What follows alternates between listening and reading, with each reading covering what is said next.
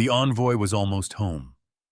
He had ridden from negotiations with King Amalric of Jerusalem, carrying the fragile weight of a possible understanding between two powers that should, by every simple version of history, have been enemies. He was under royal protection. His passage was supposed to be safe. Then the Templars found him. Before he could return to the mountain strongholds of the Syrian assassins, he was killed on the road. Not by a Muslim rival, not by a wandering bandit, but by knights sworn to defend the Christian kingdom whose king had just received him. So what had they destroyed? A secret alliance? Or the proof that no alliance could survive the politics of the Levant? To understand that question, we have to slow the story down. Because this was not a world of neat borders, clean loyalties, or enemies who stayed where later legends placed them. The road between Jerusalem and the mountains of Syria was not only a road through territory, it was a road through fear, money, faith, ambition, and suspicion. And somewhere along that road, diplomacy became a corpse. Before we venture further into the shadows, take a moment to subscribe, so you never miss a secret that history has tried to forget. And as we begin, leave a comment letting us know where in the world you are watching from tonight. It's a reminder of how far these forgotten echoes can reach. This is the story of two feared orders, the Templars and the Assassins, standing on the same violent frontier. It is a story often reshaped into fantasy, hidden brotherhoods, eternal wars, ancient secrets passed through coded bloodlines. But the older truth is stranger in a quieter way. Because in the Crusader Levant, survival could make enemies talk. Profit could make holy men hesitate. And one murdered envoy may reveal more about power than any legend ever did. Chapter 2. Two Orders, One Shadowed Frontier. If the murder on the road feels strange, it is because later memory has trained us to expect something simpler.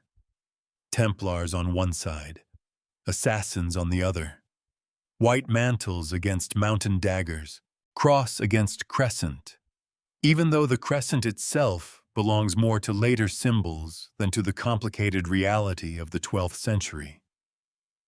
It is a clean image, sharp enough for games, novels, and easy mythology. But the frontier did not work that way.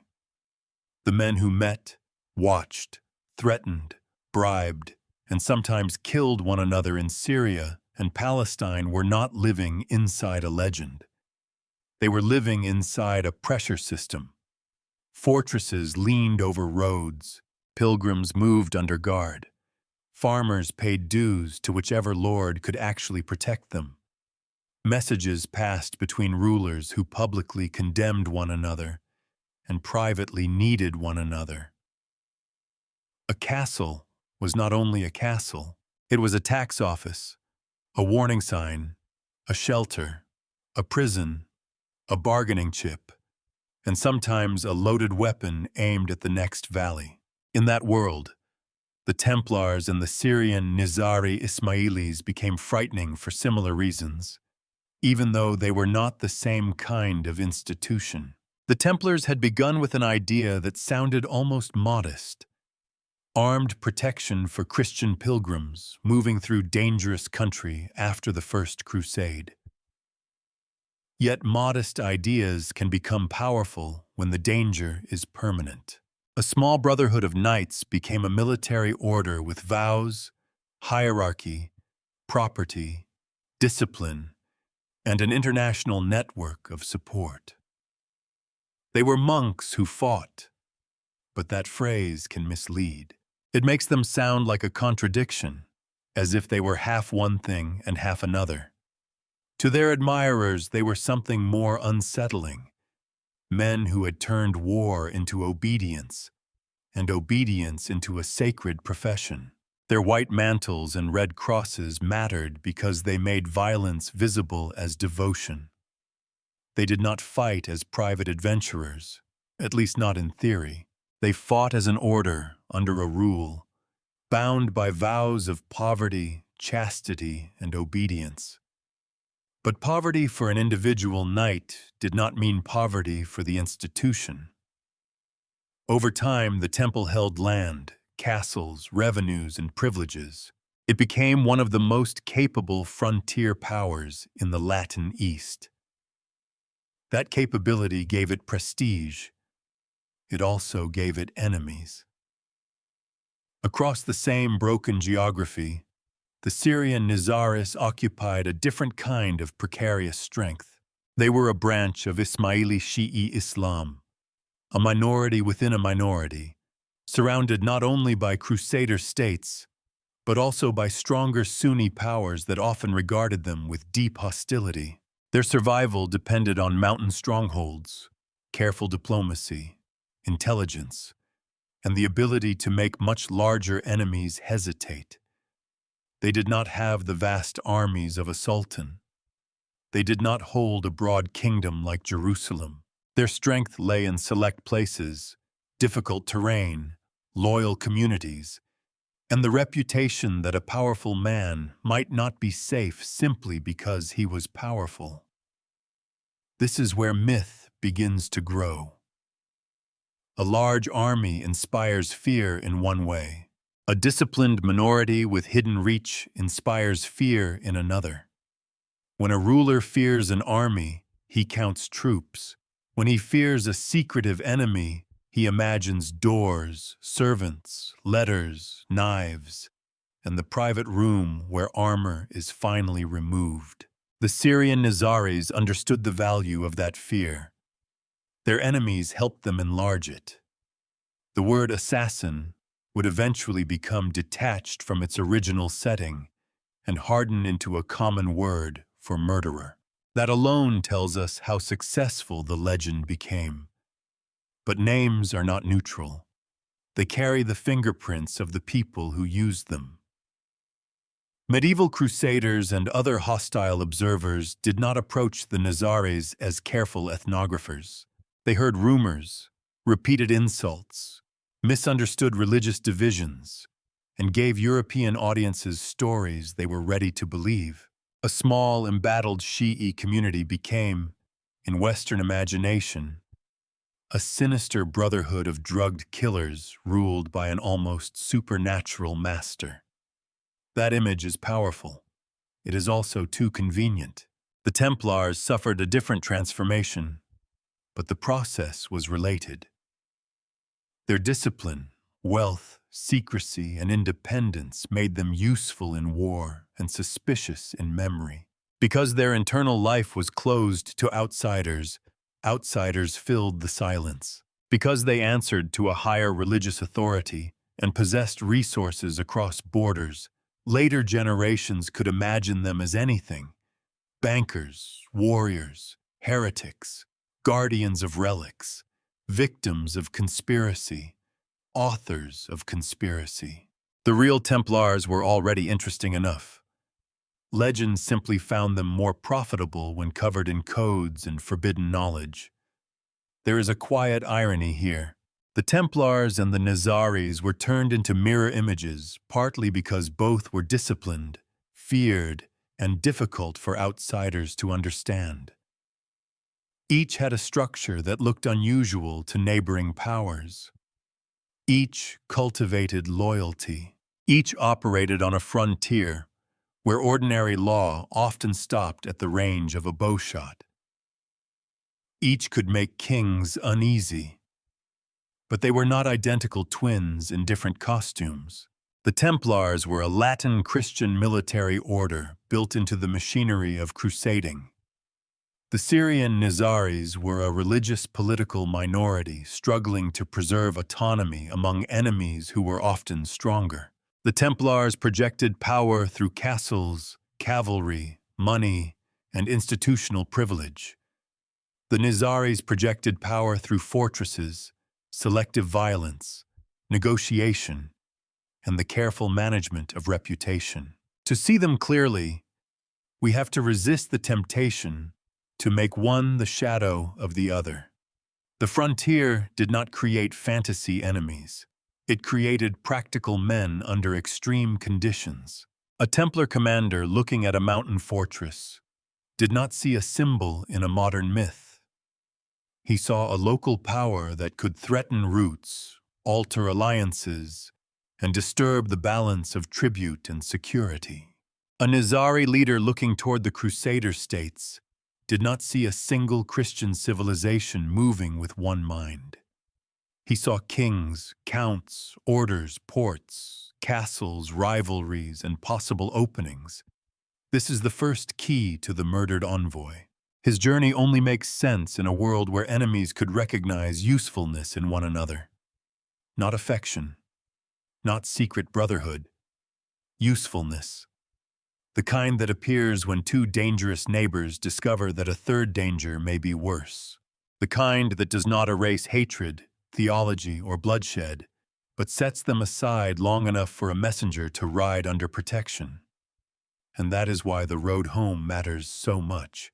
The envoy was not crossing a simple line between Muslim and Christian. He was crossing a landscape where power was layered and unstable. Royal protection meant one thing. Templar interest might mean another. Local fear meant another still. In such a world, a safe conduct was not a magical shield. It was a political statement, and political statements can be challenged. Before we can understand why the Templars may have wanted that statement broken, we have to understand the land that made such contradictions normal. The Crusader Levant was not a chessboard with two colors. It was a crowded table, and almost everyone at it was armed. Chapter 3. The Levant was not a battlefield of two sides. The easiest mistake is to imagine the Crusader Levant as a long, clean line. Christian states facing Muslim states. Two civilizations pressing against each other like locked shields. It is an image with a certain force. It is also misleading. The Levant of the 12th century was not a single battlefield with two banners.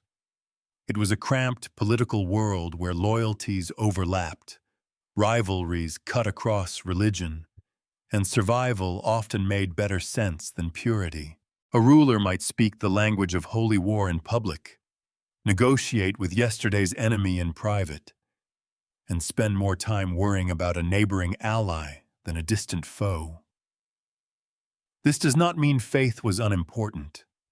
It mattered intensely. It shaped law, identity, legitimacy, memory, and fear. But faith did not erase politics. It did not feed garrisons, pay knights, secure roads, or stop a rival prince from taking advantage of weakness. The people who lived there did not have the luxury of acting like characters in a moral painting. They had borders to hold, harvests to protect, prisoners to ransom, and enemies who sometimes shared their religion. The Latin kingdom of Jerusalem itself was not a machine with one will. It had a king, but kingship in the Crusader states depended on negotiation with nobles, towns, bishops, military orders, and powerful families whose interests did not always match the crown. A royal decision could look firm from a distance and still be fragile on the ground. A king could grant protection, make promises, or open diplomacy, but he could not always make every armed Christian in the kingdom feel bound by his judgment. That point matters more than it first appears. When King Amalric dealt with the representatives of Rashid al-Din Sinan, he was not speaking from inside a perfectly obedient state. He was speaking from a kingdom where authority was real but contested, where the crown mattered, but so did the armed religious orders, where a political opening could be read by some as strategy and by others as betrayal. The Templars did not exist as decorative knights waiting for royal instruction. The Hospitallers did not either. These military orders had castles, lands, revenues, and their own international identities. They were part of the Crusader project, but not simply servants of any one ruler in Jerusalem. They answered to religious authority beyond the local crown, and they had responsibilities that stretched across the Latin East. Their commanders could look at a diplomatic arrangement and ask a hard question: does this strengthen the kingdom or weaken our position? That was not necessarily a noble question. It was not necessarily a corrupt one either. It was the kind of question that frontier powers ask when they have outlived several crises and expect several more. On the Muslim side, the picture was no simpler. There was no single Muslim world acting with one mind against the Franks. Sunni rulers competed with one another. Local dynasties guarded their own interests. Cities could be cautious, ambitious, rebellious, or exhausted. Aleppo, Damascus, Mosul, Egypt, and smaller lordships did not always move together. Sometimes their leaders fought the Crusaders. Sometimes they fought each other. Sometimes they made truces that scandalized people far away and relieved the people nearby. Shi'i communities added another layer to this complexity. The Syrian Nizaris, who later European writers would fold into the image of the assassins, were not merely a strange sect hiding in mountains. They were a vulnerable political religious community surrounded by more numerous and often hostile forces. Their position demanded a style of survival that could not depend on battlefield strength alone. They needed fortresses, information, fear, negotiation, and the careful use of limited violence. To call this world divided between Christian and Muslim is like describing a storm by saying, "There is water in the air." True, but not enough. The real map was made of relationships. A castle might threaten a road. A road might decide the life of a town. A town might pay taxes to a lord who needed coin to hire soldiers. A prisoner taken in one raid might become leverage in another negotiation. A marriage alliance could matter as much as a skirmish. A tribute payment could be humiliating, practical, or both, depending on who was telling the story. Even language could shift, depending on the audience. A chronicler writing for Latin Christians might describe Muslim powers as enemies of the faith, and sincerely believe it. The same political world might still contain truces, exchanges, trade, shared anxieties, and occasional cooperation. A Muslim historian could condemn the Franks and still record Muslim divisions with equal bitterness. Nobody needed to be hypocritical for this to happen. They only needed to live in a world where danger came from more than one direction. This is where many modern retellings lose the thread. They assume that contact between enemies must mean secret sympathy, hidden doctrine, or some grand concealed plan. But contact was not rare in the Levant. It was part of the operating system. Diplomacy did not require trust. It required need. A ruler could negotiate with someone he considered religiously wrong, politically dangerous, and morally suspect, because the alternative might be worse. That is not a contradiction. It is statecraft under pressure, and pressure was everywhere. The Crusader states were geographically narrow and demographically vulnerable. Their survival depended on fortifications, maritime links, reinforcements from the west, local accommodations, and the ability to exploit divisions among their neighbors. When Muslim powers were divided, the Latin states had room to maneuver. When larger forces began to consolidate, that room narrowed. For the Nizaris, the danger was even more intimate. They were not trying to conquer the Levant. They were trying not to be swallowed by it. A major Sunni ruler who could bring Syria into order might be a terrifying prospect. Disorder, for all its dangers, gave small powers room to breathe. A divided region allowed a mountain community to bargain. A unified enemy could turn bargaining into siege. Seen this way, an approach between Amalric and Sinon becomes less fantastical.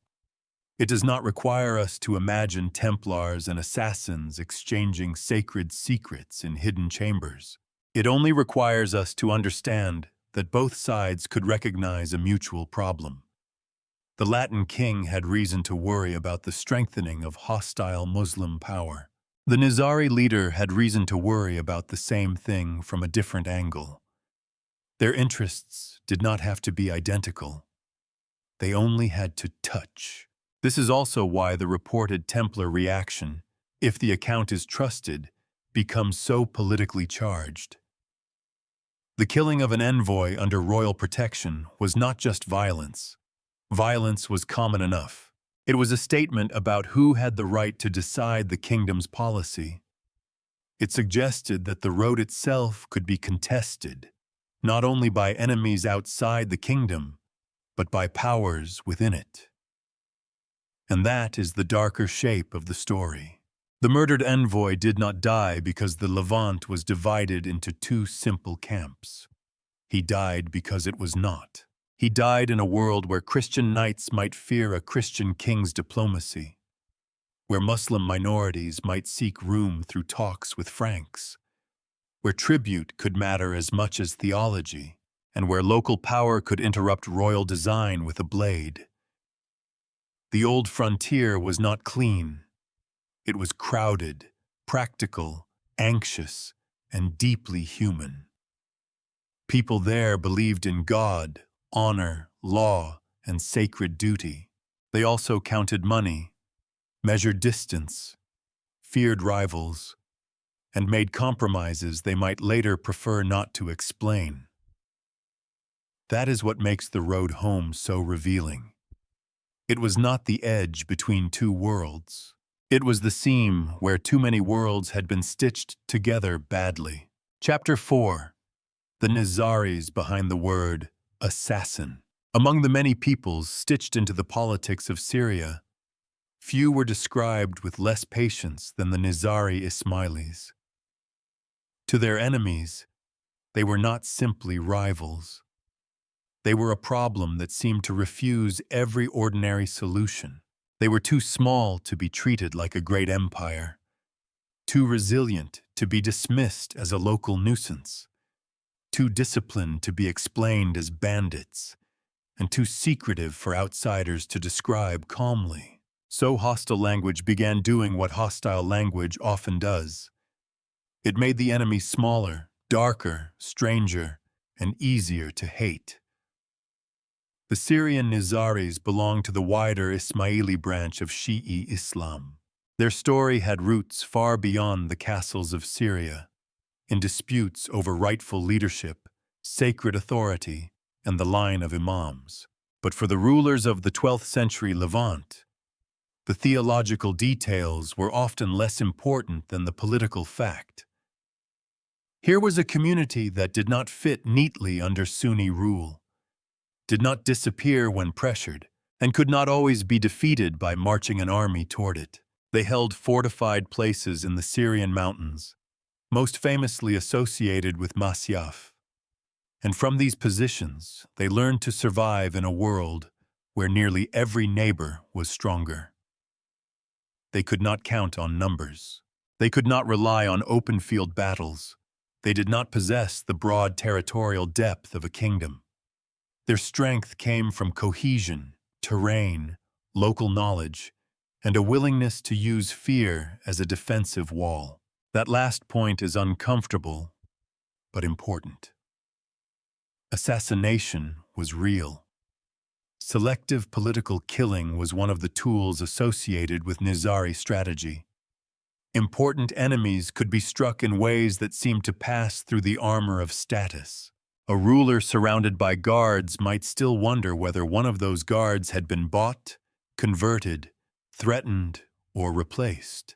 A commander might survive a battle and still fear the quiet approach of a man who had no intention of surviving afterward. But this is not the same as the legend. The legend is louder.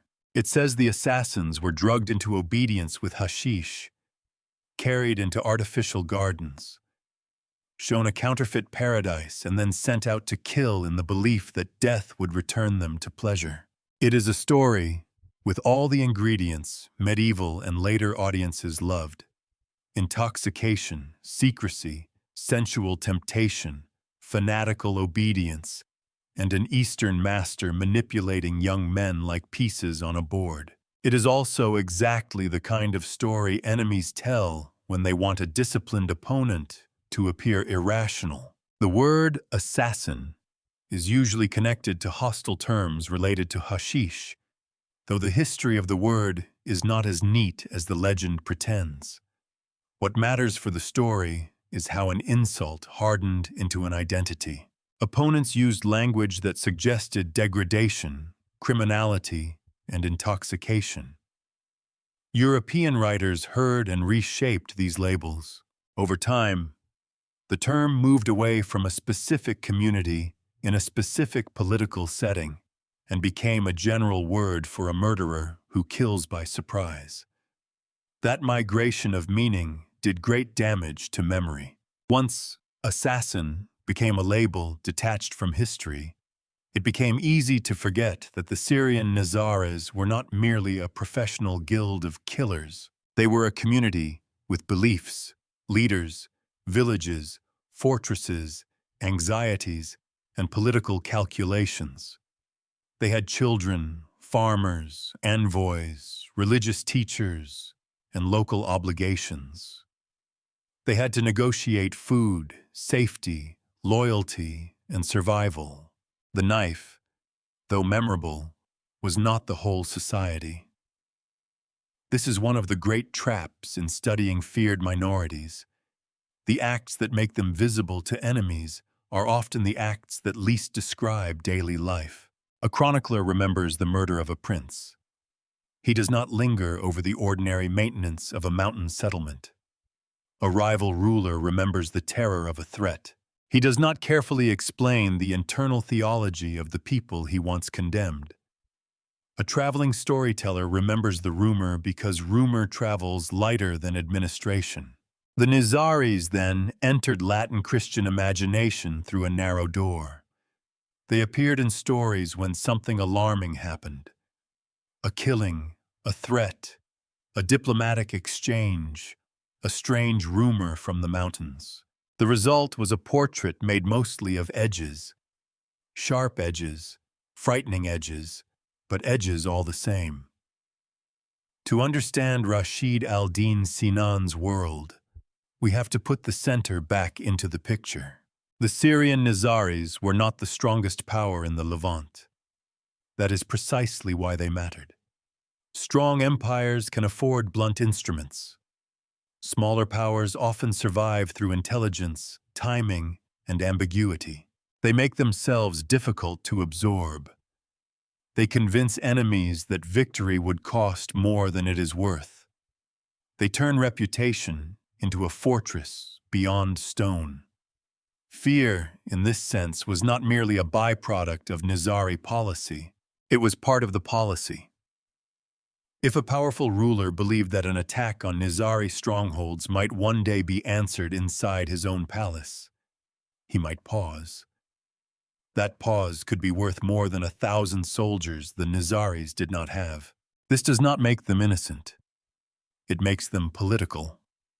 That distinction matters because later myth often strips political actors of motive. It turns them into symbols.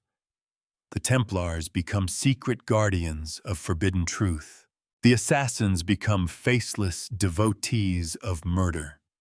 Once that happens, the human world vanishes. We stop asking what pressures they faced, what choices were available, what risks they calculated, and what they hoped to prevent. The envoy sent to Amalric belongs to that more human world. He was not a messenger from a fantasy cult stepping out of a hidden paradise. He was a representative of a threatened community, testing whether negotiation with a Latin king could serve Nizari survival. That does not mean the mission was friendly in any sentimental sense. Diplomacy can be cold, cautious, even cynical, but it still requires recognition. To send an envoy is to admit that the other side has agency. To receive him is to admit that talking might achieve something killing cannot.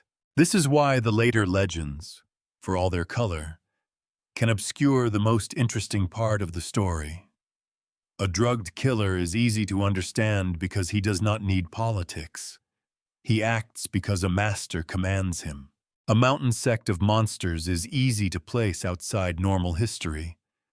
But a small Ismaili power maneuvering between crusaders, Sunni rulers, local enemies, tribute arrangements, and shifting alliances is far more revealing. It shows us a Levant where identity was powerful, but not simple, where violence and negotiation were not opposites, where the people most demonized by their enemies were often the people their enemies still had to bargain with. The word assassin survived because it was useful. It gave fear a name. It gave outsiders an explanation that required no sympathy and little understanding. It made selective political violence seem like the expression of a strange essence rather than one harsh instrument among many. But behind the word was a community that had learned, under pressure, to make itself impossible to ignore. And when one of its envoys rode under royal protection toward home, he carried more than a message. He carried the possibility that the label could be set aside, at least for a moment, and replaced by calculation. That may be why his journey was so dangerous, not because he represented ancient evil, but because he represented a practical future that certain men could not afford to let arrive. Chapter 5. The Templars as soldiers, monks, and power brokers. The Templars are easy to recognize and difficult to understand.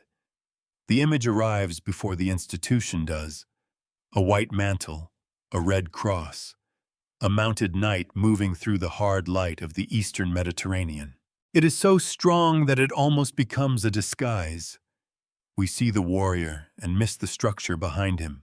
We imagine a charge across a battlefield and forget the account books, the storehouses, the castles, the legal privileges, the guarded roads, the chapters where decisions were made, and the quiet confidence of an order that did not belong entirely to any one king.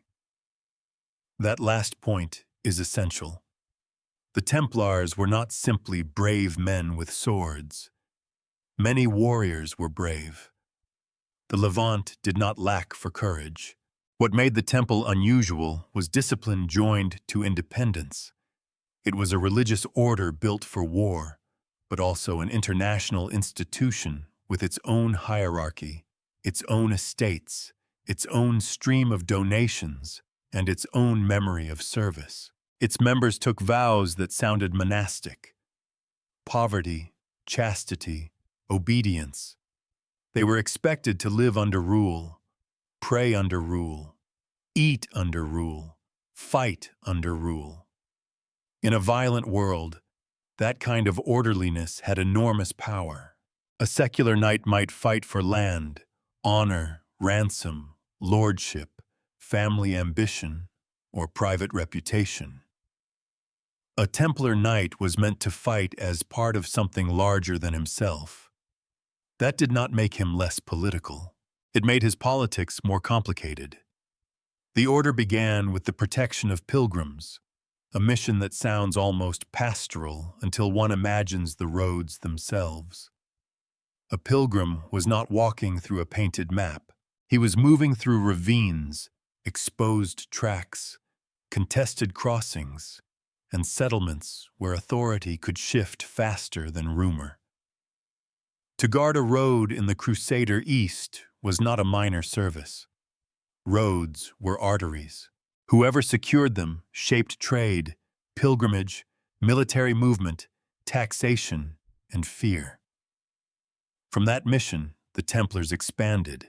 They defended strongholds, garrisoned towns, took part in campaigns, and became one of the most dependable military forces available to the Latin states.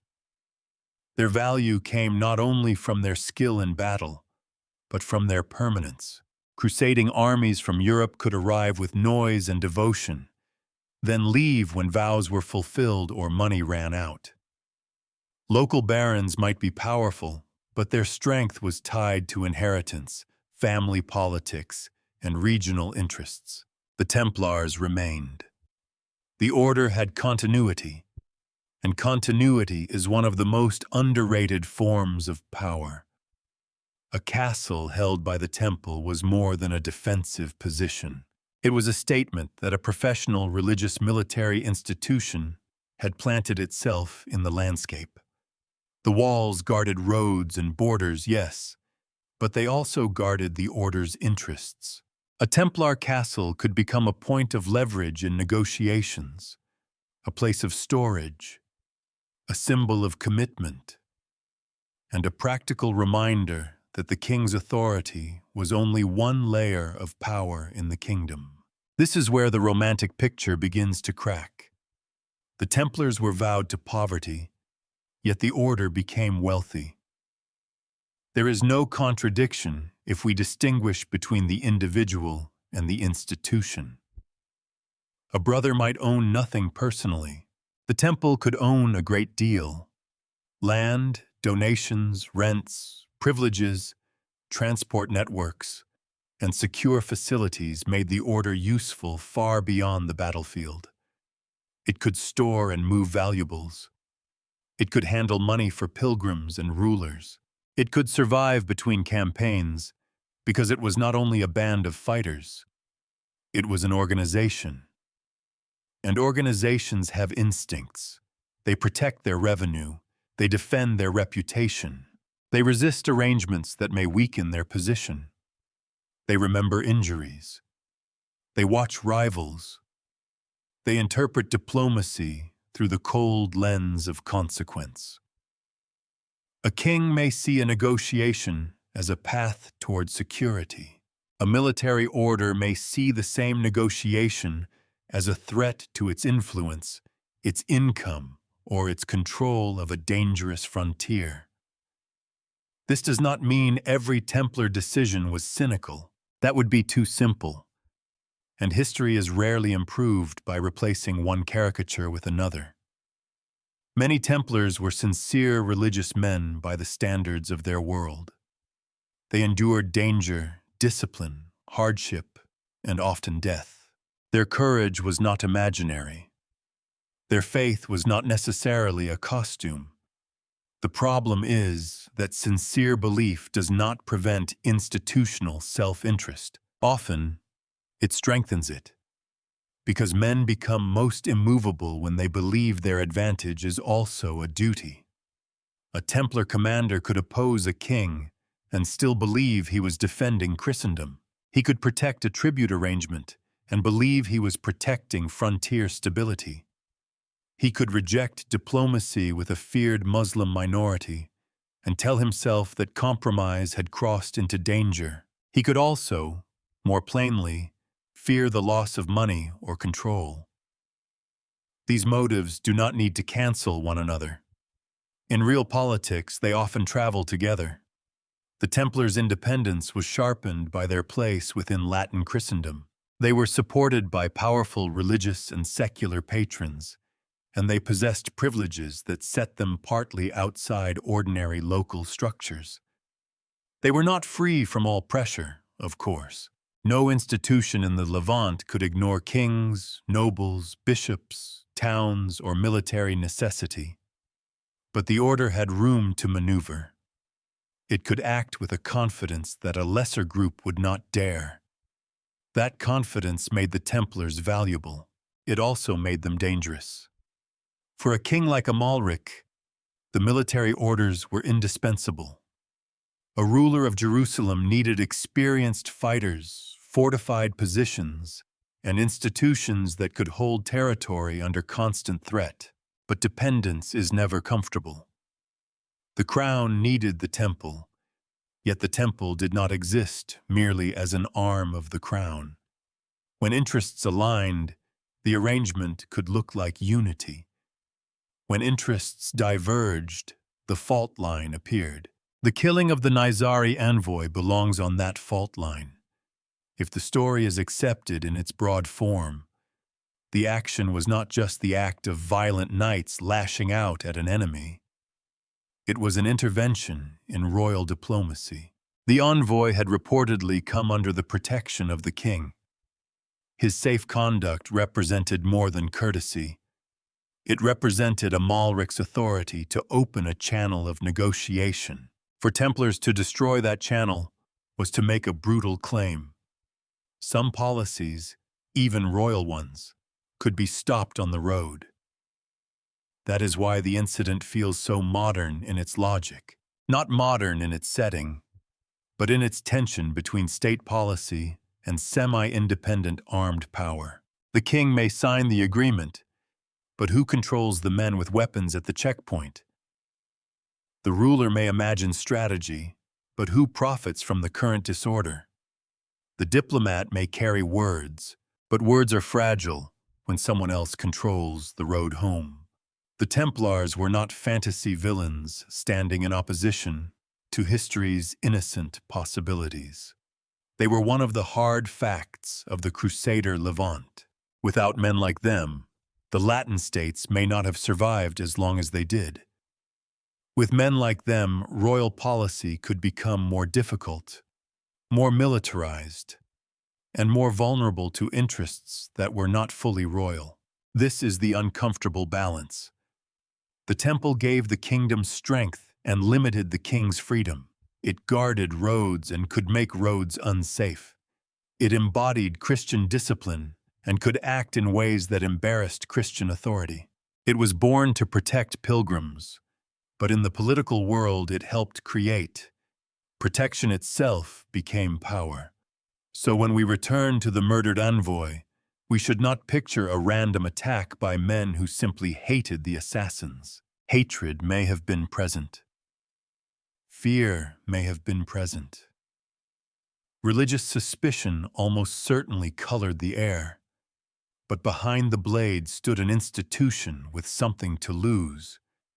And institutions, unlike legends, rarely kill for mystery alone. They kill when a living man carries a future they find unacceptable. Chapter 6. Rashid al-Din Sinan, the Old Man of the Mountain. Rashid al-Din Sinan enters the story through a fog of fear. To Crusader writers, he became the Old Man of the Mountain, a title that sounds as if it belongs to a folktale. Remote, watchful, half human and half legend, commanding death from a high place. The phrase has survived because it is memorable. It turns a political leader into an atmosphere. It places him above ordinary history, somewhere among cliffs, messengers, and rumors carried down through narrow passes. But Sinan was not powerful because he was mythical. He became mythical because he was powerful in a way his enemies found difficult to explain. He was the dominant leader of the Syrian Nizaris in the later 12th century, and under him their mountain communities became a force that both Crusader and Muslim rulers had to consider carefully. He did not rule a great empire. He did not command the armies of Nur al-Din or later Saladin. He did not possess the manpower of a kingdom. His power was narrower, sharper, and more unsettling. He governed a community whose survival depended on seeing danger before it arrived. That may be the first thing to understand about Sinan. His world punished carelessness. The Syrian Nizaris were surrounded by stronger neighbors. To the west lay Crusader territories and Latin fortresses. Around and beyond them stood Muslim powers, many of them Sunni, often hostile to Ismaili communities, and far better equipped for conventional war. A weaker leader in Sinan's position might have tried to hide and hope history passed him by. Sinan appears to have understood that hiding was not enough. A small power does not survive by being invisible. It survives by becoming too costly to destroy. This is where assassination fits into the story, but it should not swallow the story. Selective killing was one weapon in the Nizari arsenal. It could remove enemies, terrify rivals, and turn a leader's private security into a permanent anxiety. But assassination alone cannot explain decades of survival. A knife can kill a man. It cannot maintain fortresses, manage loyalties, negotiate truces, read the balance between competing rulers, or decide when not to strike. Sinan's reputation rests on violence, but his achievement rests on restraint as well. That may sound strange at first. The legend gives us a master of killers, a man whose followers supposedly moved wherever he pointed. But the historical Sinan is more interesting if we imagine him not as a madman unleashing chaos, but as a strategist rationing danger. If every enemy is killed, every neighbor becomes desperate. If every threat is answered with blood, eventually all sides may agree that the Nizaris must be crushed. Fear must be managed. It has to be strong enough to deter attack, but not so uncontrolled that it invites annihilation. For a minority power, reputation is a kind of currency. Spend too little and nobody respects it. Spend too much and it collapses into panic. Sinan seems to have understood that balance better than most of his enemies wanted to admit. His mountain strongholds gave him depth, but not invulnerability. Fortresses could resist, but they could also be isolated. Communities could be loyal, but loyalty had to be fed, defended, and justified. Religious authority mattered, but religion did not remove hunger, siege, or betrayal. The leader of such a world had to think in layers: spiritual legitimacy, local discipline, external diplomacy, and the careful selection of enemies. The Crusaders feared him, but they were not the only ones. Muslim rulers also had reason to watch Sinan. The Nizaris were not aligned naturally with the dominant Sunni powers. Their very existence challenged the religious and political order those rulers wished to impose. To a strong Sunni leader hoping to consolidate Syria, Nizari independence was more than a local nuisance. It was a pocket of resistance, a reminder that the mountains had their own loyalties, their own interpretation of authority, and their own means of retaliation. This helps explain why Sinan could look toward the Franks without that act being as bizarre as it first appears. He did not need to love the Crusaders. He did not need to admire their faith. He did not need to imagine a permanent brotherhood with men who, in other circumstances, might have gladly attacked him. He only needed to recognize that political survival sometimes depends on choosing which enemy is most dangerous at a particular moment. The rising strength of Sunni powers, especially as the age moved toward the dominance of figures like Saladin, changed the calculations of everyone in the region. For the Latin kingdom, a consolidated Muslim power threatened the fragile existence of the Crusader states. For the Nizaris, it threatened autonomy. That overlap did not create friendship. It created possibility. And possibility is often what fragile diplomacy is made of. Sinan's envoys, if we trust the broad outline of the account, approached King Amalric within this world of shared anxiety. What they carried may have been proposals, promises, gestures, or language later misunderstood by chroniclers. The details remain disputed, but the fact that such contact was plausible tells us something important. Sinan was not trapped inside the role his enemies wrote for him. He could negotiate. He could test openings. He could use diplomacy just as he used fear. This is precisely why he unsettled stronger rulers. A purely violent enemy can be answered with violence. A purely religious enemy can be condemned from a pulpit. A purely local enemy can be besieged or contained. Sinan was harder to categorize. He was a religious leader with political instincts, a mountain ruler with regional reach, a feared commander who understood the value of envoys. He could appear, depending on the observer, as heretic, prince, murderer, prophet, rebel, or necessary contact. That ambiguity gave him power. It also made him easy to mythologize. When a leader operates through secrecy, diplomacy, and carefully chosen violence, outsiders rarely see the whole design. They see fragments, a dead ruler here, a rumor there, a messenger received unexpectedly at a court, a threat whispered in the wrong place. The gaps between these fragments invite invention. Sinan's enemies filled those gaps with stories that made him seem monstrous. Later writers filled them with romance. But a monster cannot explain the envoy on the road. A monster sends killers because killing is all he knows. A strategist sends an envoy when he believes the political weather may be changing. That distinction changes the emotional center of the story. The murdered representative was not merely a servant of a feared sect. He was part of Sinan's broader method.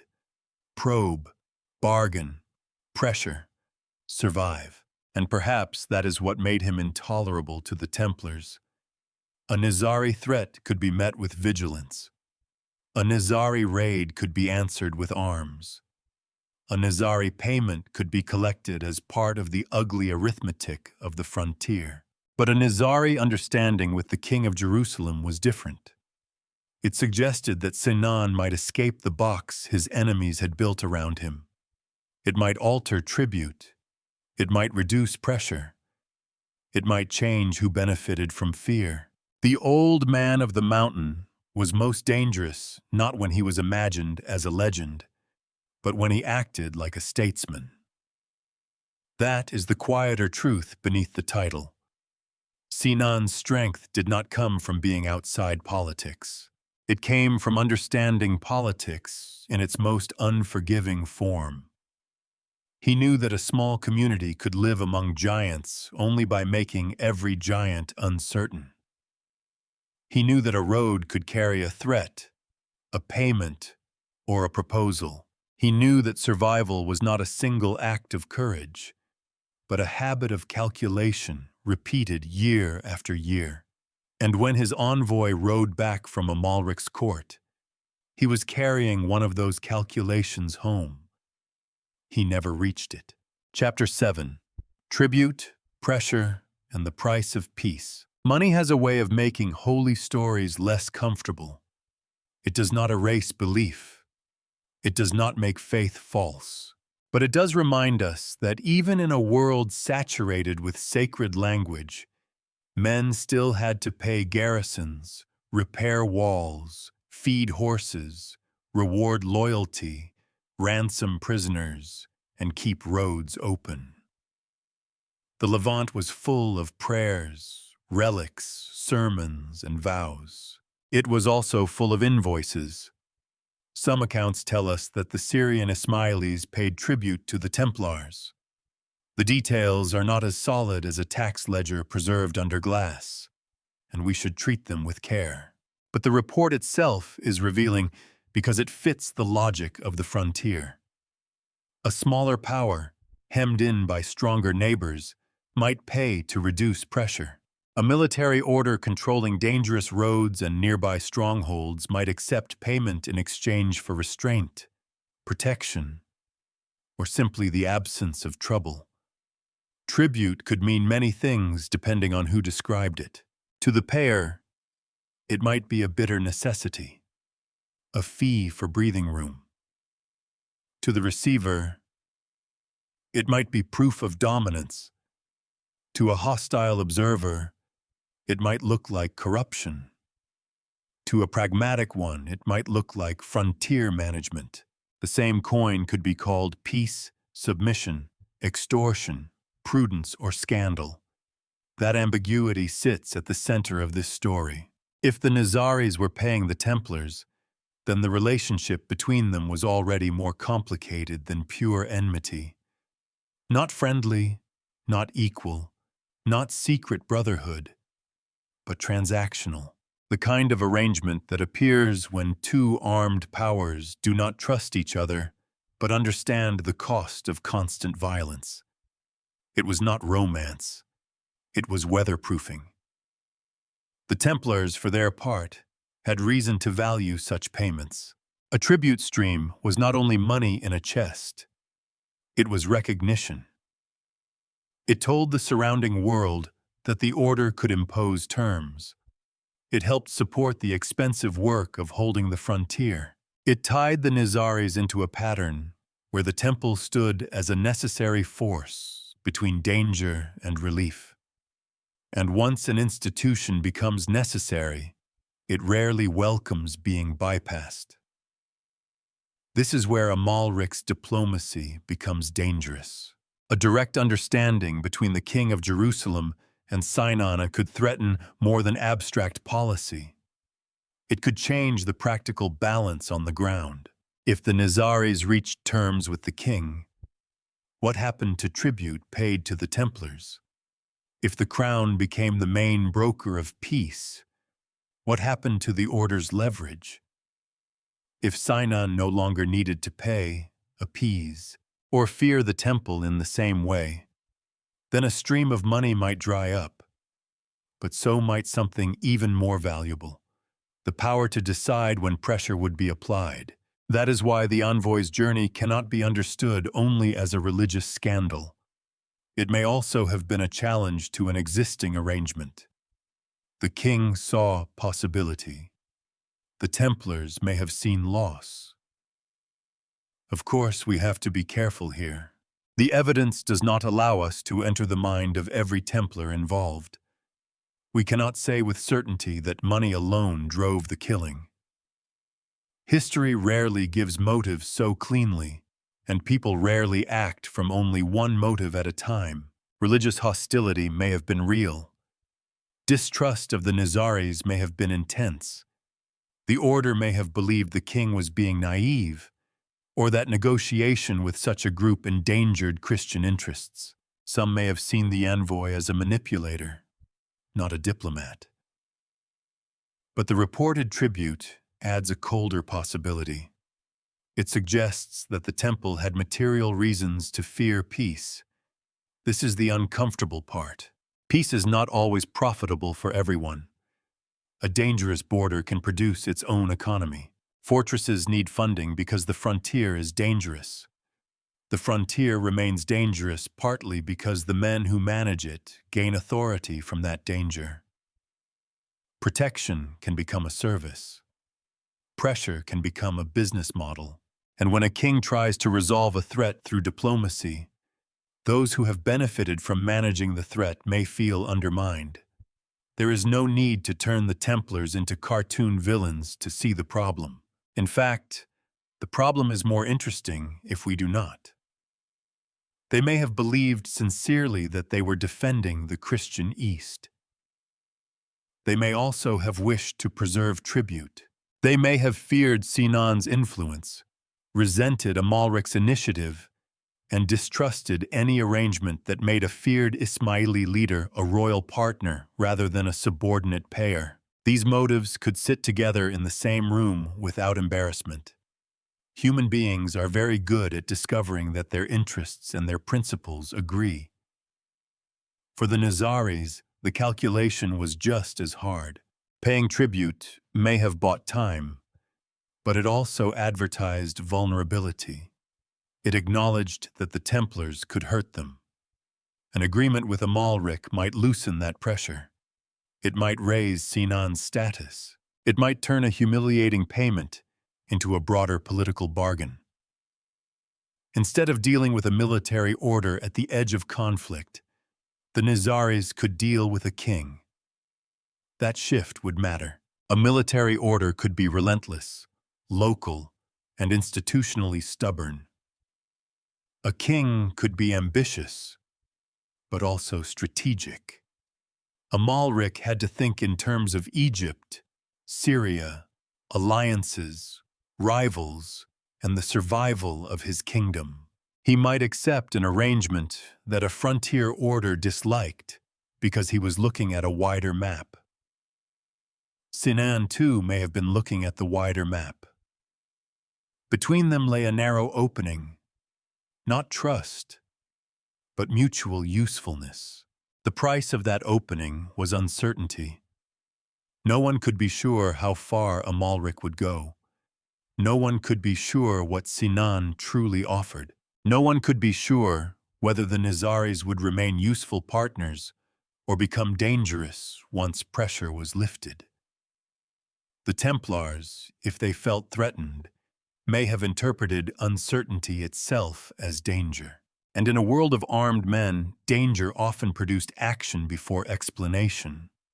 This is one of the most revealing features of frontier politics. Peace was not a soft condition. It was a weapon, a bargain, and sometimes a threat. To make peace with one group could weaken another. To remove tribute could remove income. To protect an envoy could announce a new hierarchy of authority. The road home was therefore not neutral ground. It was the place where a possible future crossed through the territory of those who preferred the present arrangement. The murdered envoy carried no army. He carried no castle in his hands. But he may have carried the end of a payment, the end of a pressure system, or the beginning of a royal policy that made the Templars less central, that made him dangerous in a way a soldier was not. A soldier can be defeated. A diplomat can rearrange the board. And somewhere on that road, before the message could return to Sinan, men who understood the value of pressure decided that the price of peace was too high. Chapter 8. Amalric's dangerous opening. King Amalric's court was not the place where simple dreams went to survive. It was a court built under pressure, inside a kingdom that had learned to think several moves ahead or risk being erased from the map. Jerusalem in the 12th century was sacred, yes, but it was also administrative, diplomatic, nervous, and intensely practical. Its king could not govern by piety alone. He had to weigh castles against treaties, crusading vows against empty treasuries, Egyptian campaigns against Syrian threats, and the pride of great orders against the needs of the crown. So when envoys from Rashid al-Din Sinan entered Amalric's diplomatic world, the meeting should not be imagined as a sudden outbreak of tolerance or as a hidden ritual between ancient brotherhoods. It was something more fragile and more believable, an opening created by danger. Amalric knew the Latin East could not survive by pretending every Muslim power was the same. The Crusader states had long depended on division among their neighbors. When Damascus, Aleppo, Egypt, and other powers were divided by rivalry, the kingdom of Jerusalem could maneuver. It could strike here, negotiate there, delay one enemy by exploiting another. But when larger rulers began to gather strength across the region, the old room for movement narrowed. Nur al-Din had already shown what consolidation could mean. His power in Syria placed serious pressure on the Crusader states. Then came the rising force of Saladin, whose career would eventually alter the entire balance of the Eastern Mediterranean. From Amalric's perspective, the danger was not simply that Muslim armies existed. They had always existed. The greater danger was coordination, the possibility that fractured powers might become a single strategic threat. That is the background against which Sinan's approach becomes understandable. The Syrian Nizaris were not natural allies of the Franks. They were not waiting in the mountains for a Latin king to rescue them. They had their own religious identity, their own leadership, their own enemies, and their own survival strategy. But they also had reason to fear the strengthening of Sunni rule in Syria. A powerful Sunni ruler who could impose order across the region might see the Nizari strongholds not as useful neighbors, but as intolerable pockets of defiance. For Amalric and Sinan, then, the same shadow fell from different directions. That did not make them friends. It made them attentive. There is a difference, and it matters. Friendship belongs to stories people tell after trust has had time to grow. Attention belongs to politics. It is the moment when one ruler looks across the border and realizes that an enemy's enemy is not necessarily a friend, but may still be useful. In the Levant, that realization could be worth more than a speech about purity. The reported negotiations in the early 1170s seem to have touched precisely this dangerous possibility. Sinan's representatives came to Amalric. Amalric received them. Some accounts later suggest that the envoys offered something extraordinary, perhaps even conversion or submission. That claim is difficult and will need to be handled with care. For now, what matters is the more solid political shape of the encounter. A channel opened between the king of Jerusalem and the leader of the Syrian Nizaris. A channel is not an alliance. It is not a treaty carved in marble. It is not proof of secret affection. It is only a path along which messages can move. But in this case, even the path was dangerous. If Amalric could reach an understanding with Sinan, he might gain a useful counterweight against larger Muslim powers. He might reduce threats along certain routes. He might encourage division among his enemies. He might show that the king, not the military orders, controlled high diplomacy. Even a limited arrangement could strengthen the crown's hand. For Sinan, the benefits were just as clear. A direct understanding with the king could reduce pressure from the Franks. It might weaken or bypass the tribute relationship with the Templars. It could give the Nizaris more room to maneuver against Sunni rivals. It might even transform their position from isolated mountain sect to recognized political actor in the eyes of Jerusalem. Recognition is not sentimental. It can be a shield. A small power surrounded by larger enemies needs others to acknowledge that it cannot simply be ignored. Once Amalric received Sinan's envoys, the Nizaris were no longer only a frightening rumor in the hills. They were participants in diplomacy. That alone could disturb those who preferred them contained, demonized, and financially useful. The Templars would have understood the stakes. They were not naive men stumbling through a world of symbols. They knew roads, payments, threats, and pressure. They knew that a king's promise could alter the value of a frontier arrangement. They knew that diplomacy could cost an institution money and influence without a single castle changing hands. If the Nizaris no longer needed to pay tribute in the same way, if Amalric became their principal negotiator, if Sinan found protection through the crown rather than fear of the temple, then the order's position might be weakened. This is why Amalric's opening was dangerous not only to enemies outside Jerusalem, but to powers within it. A king's diplomacy can be most threatening when it succeeds. Failure leaves the old structure intact. Success rearranges responsibilities. It tells everyone who must now be consulted, who can be bypassed, and who has lost the privilege of controlling danger. The court may have seen opportunity. The Templars may have seen a breach. And between those perceptions stood the envoy. We should resist the temptation to make Amalric too modern in our imagination. He was not a secular strategist in a world without faith. He was a Christian king of Jerusalem, ruling a kingdom formed by crusade and sustained by religious meaning. But he was also a ruler in the Levant, and the Levant punished rulers who mistook slogans for policy. Amalric's diplomacy with Sinan did not require him to abandon his faith.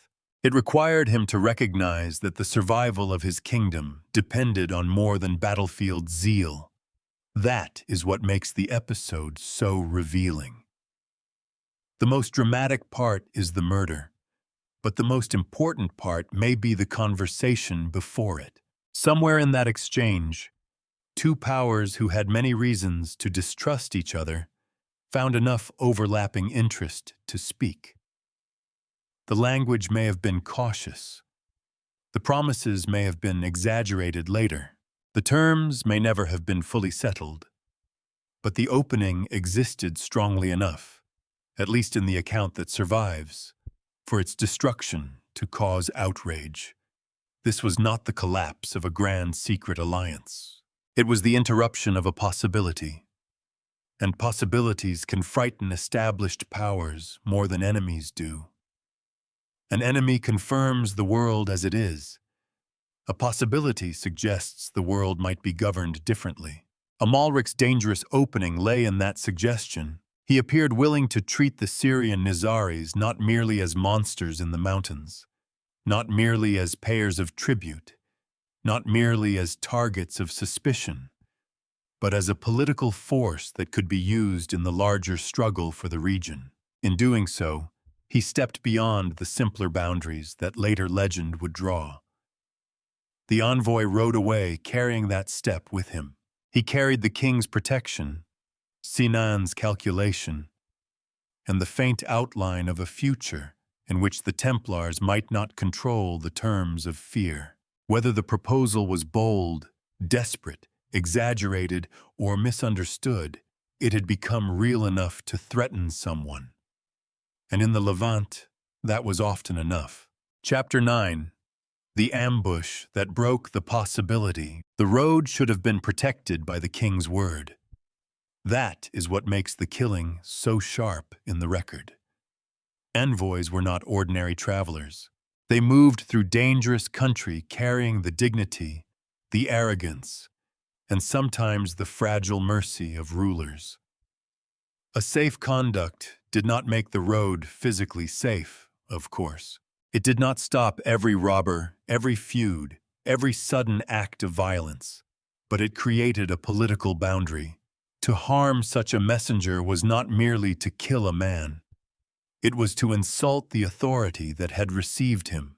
The Nizari envoy had come from Sinan's world into Amalric's.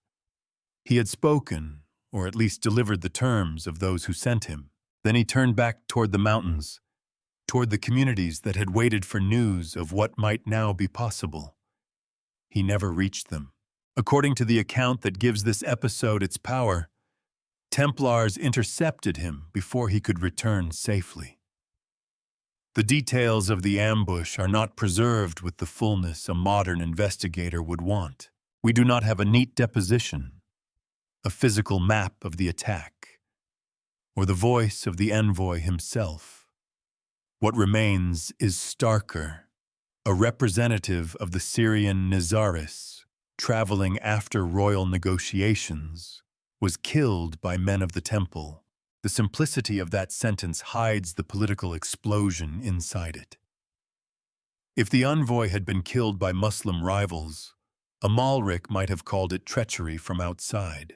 If bandits had killed him, the story could have become one more grim example of frontier disorder. But Templars were not outsiders to the kingdom of Jerusalem. They were among its most visible defenders.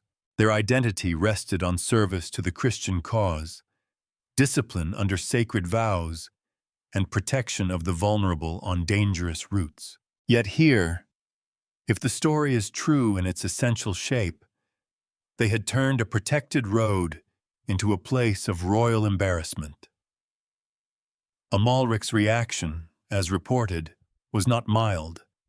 He is said to have been outraged. That response matters.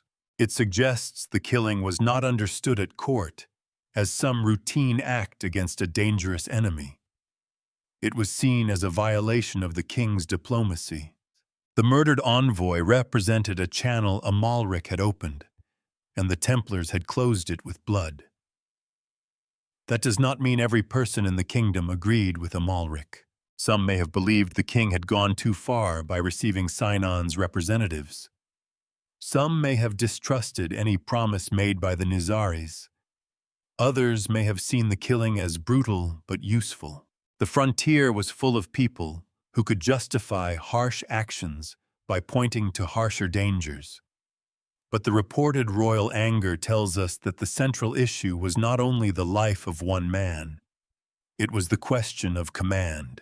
Who had the right to decide policy?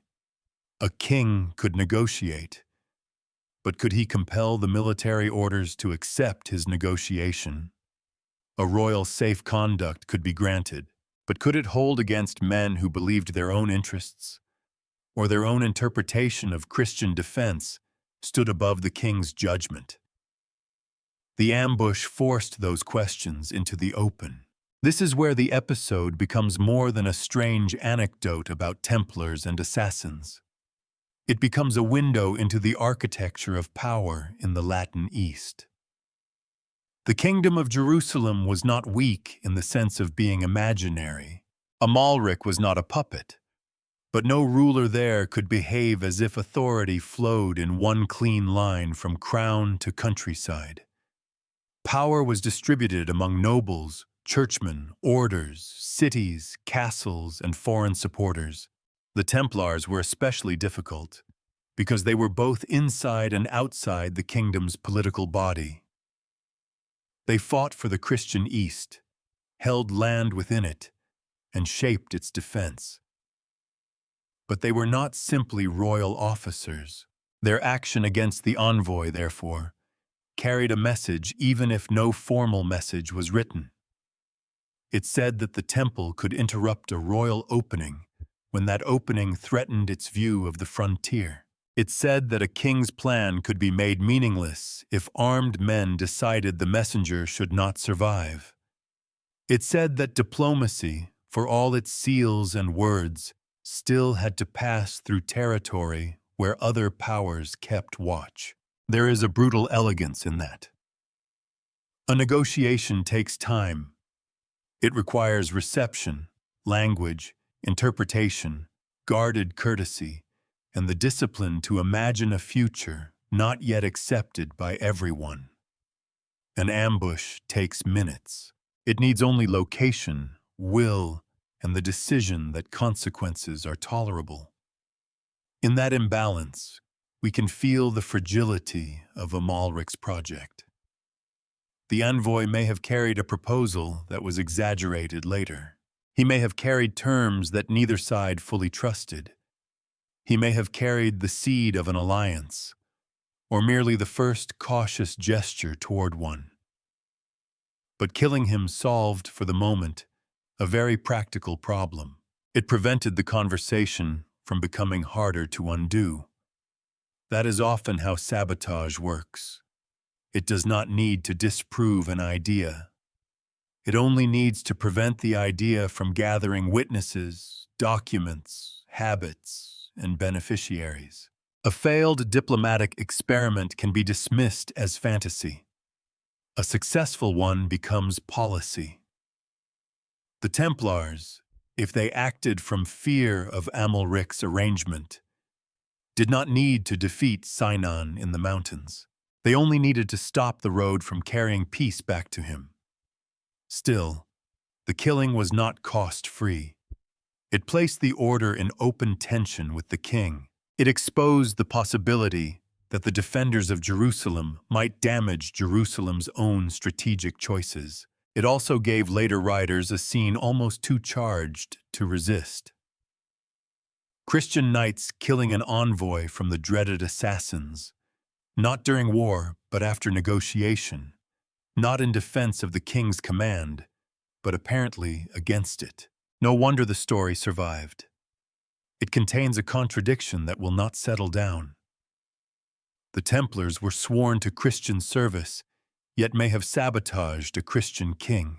The Nizaris were feared as killers, yet in this moment their representative appears as the victim of unlawful violence. Amalric, ruler of a crusader kingdom, emerges not as a simple zealot, but as a politician willing to explore practical contact with a Muslim minority. Every role is disturbed. That disturbance is the real historical value of the ambush.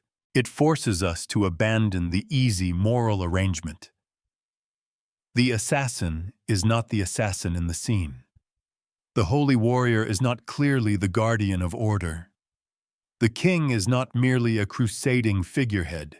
The road is not a border between civilizations, but a corridor where competing claims of authority collide. And perhaps this is why the murder feels larger than the body left behind. One man died, but the victim was also a possibility.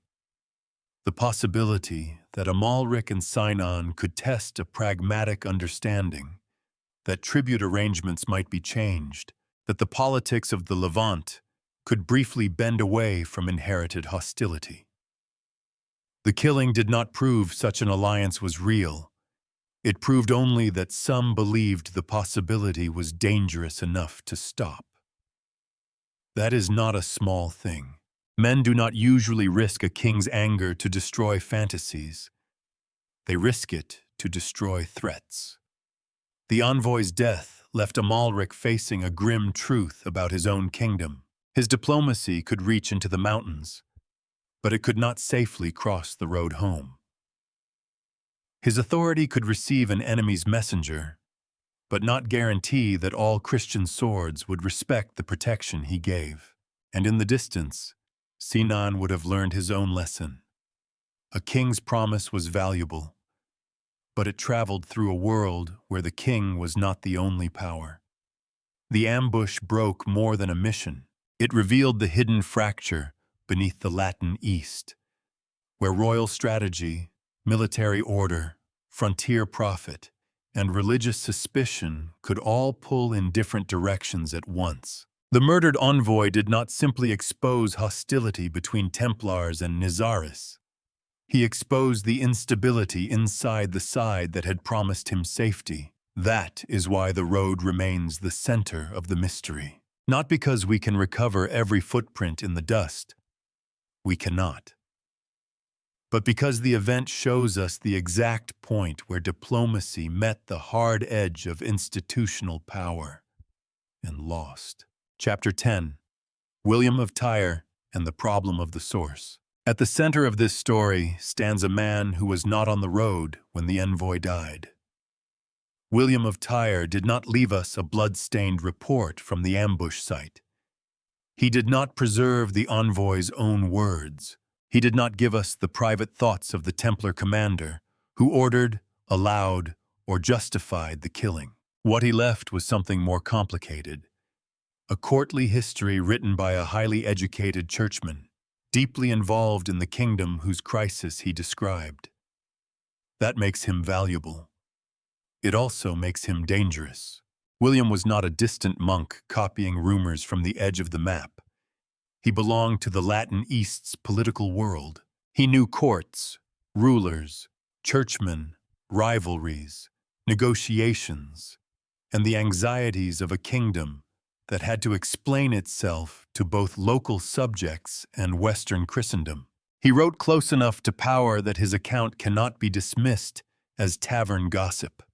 But he also wrote close enough to power that we have to ask what power looked like from his chair. This is the problem with good sources. Bad sources are easy to mistrust. Good ones require more discipline. William's account matters because without him, the episode of Sinan's envoy and the Templar ambush would be far dimmer. He gives the story shape. The approach from the Syrian Nizaris, the negotiations with Amalric, the issue of tribute, the royal protection, the killing, and the outrage that followed. His narrative is the backbone on which much later discussion hangs. But a backbone is not the whole body. William was close to the Jerusalem court, and that closeness colors the scene. Amalric appears as the ruler pursuing a bold and useful policy. The Templars appear as men who obstruct it. The king's diplomacy looks strategic. The order's action looks arrogant, perhaps even criminal. That may be exactly what happened. It may also be how a royal insider understood an episode in which the crown's authority had been humiliated. A chronicler does not need to lie in order to shape meaning. He chooses where to begin. He chooses which motives to emphasize. He chooses what to leave vague. He knows which readers will nod when certain institutions are criticized. He writes with assumptions that may be invisible to him and very visible to us. This does not make him useless. It makes him human. And William had reasons to distrust Templar independence. The military orders occupied an uneasy place in the kingdom. They were defenders of the Latin East, but they were also privileged institutions that could resist local control. To a churchman and royal servant concerned with order, hierarchy, and the survival of the kingdom, Templar self-confidence could look less like courage and more like dangerous pride. If the order interfered with royal policy, William would not have needed much encouragement to see the act as part of a larger pattern. That possibility does not erase the ambush. It reframes our reading of it. The killing may well have happened. Amalric's anger may well have been real. The envoy may indeed have represented a diplomatic opening that the Templars found intolerable. But when William presents the affair, we are seeing it through the eyes of a man for whom the central scandal was not only murder, it was disobedience. It was the spectacle of a military order behaving as though it could overrule the king. That is a political interpretation, and it may be right. Still, we should notice what we do not have. We do not have a surviving Templar explanation that can be weighed equally against William's account. We do not have the Nizari version. We do not know exactly what the envoy said at court, how formal the proposals were, or how far Amalric believed the arrangement could go. We do not know whether the Templars acted from financial anxiety, religious hostility, strategic suspicion, personal rivalry, local command decisions, or some mixture of all of these. The silence around the story is not empty. It is part of the evidence.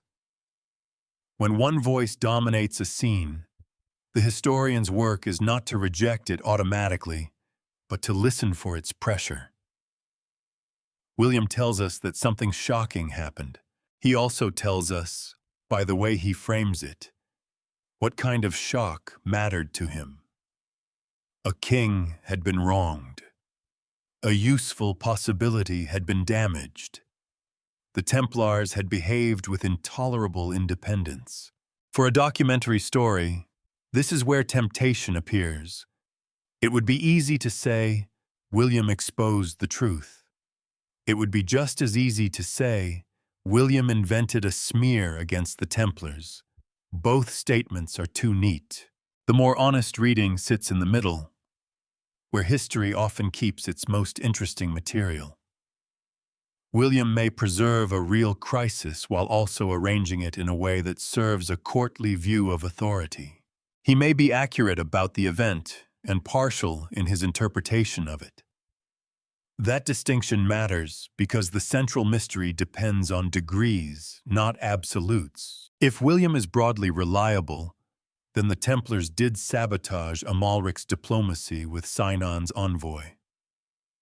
That would mean the hidden alliance, or at least the possibility of one, was real enough to be attacked. If William exaggerated the depth of the negotiations, then the story becomes less about a near alliance and more about court anger transformed into dramatic narrative. If he misunderstood Nizari intentions, then the supposed opening may have looked more Christian, more formal, or more promising to Latin observers than it truly was. In every case, the story remains revealing. Even if the proposal was thinner than William believed, the reaction tells us the contact mattered. Even if the Templars had reasons William did not fairly record, their intervention still points to the unstable relationship between crown and order. Even if the Nizaris were not offering what Amalric hoped, their use of diplomacy still shows that they were political actors, not merely figures from hostile legend. The source problem, then, does not ruin the story. It deepens it. William of Tyre gives us a window, but not a mirror. Through him we can see the outlines of fear, negotiation, anger, and institutional rivalry. We cannot see everything clearly. The glass is tinted by court politics, ecclesiastical concerns, and the writer's own judgments. But without that window, the murdered envoy might have vanished almost entirely from memory. So we read William carefully, neither kneeling before him nor pushing him aside. He is not a neutral camera. No medieval chronicler was. He is a witness shaped by position, loyalty, frustration, and intelligence. He reminds us that history is not only made by those who act, but by those who decide how actions will be remembered. And because William remembered this killing as a scandal, the road home remained open in another sense. Not for the envoy, not for Amalric's diplomacy, but for the question that still troubles the story: whether a real political possibility was destroyed, or whether a court historian turned a broken negotiation into the symbol of everything he feared about Templar power. Chapter 11. Alliance, Conversion, or Misunderstanding. The most astonishing version of the story claims that Sinan's envoys came to Amalric with something far larger than a political arrangement. They came, according to this tradition, with an offer that sounded almost impossible: that the Syrian Nizaris might accept baptism, abandon tribute to the Templars, and enter some deeper relationship with the Franks. It is the kind of claim that immediately changes the temperature of the room. A military understanding is one thing. A practical alliance against a common enemy is unusual but believable. Frontier rulers did that sort of thing when circumstances pressed hard enough. But conversion, the idea that the feared assassins of Syria might become Christians under the protection of the King of Jerusalem, belongs to a different category. It feels too dramatic, too useful, too perfectly shaped to embarrass the Templars after the envoy's death. And that is exactly why we have to handle it with care. The claim may preserve something real. It may also preserve how Latin observers wished to understand what was being offered. Medieval diplomacy did not always move in the clean vocabulary modern historians would prefer. Words like obedience, peace, submission, protection, tribute, and conversion could be heard differently by different souls. A gesture that one party understood as political recognition might be described by another as spiritual movement. A promise to stop paying one power and deal with another might become, in the telling, a sign of religious transformation. This is not because medieval people were foolish. It is because diplomacy is often performed in language designed to leave space.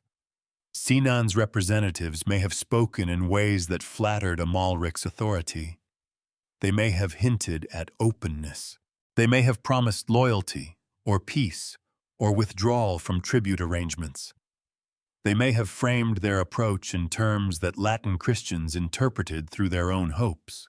The court of Jerusalem, hearing that a feared Muslim minority wanted royal protection, may have imagined the opening in the most triumphant possible form. A king does not merely receive proposals. He interprets them, and interpretation is never innocent.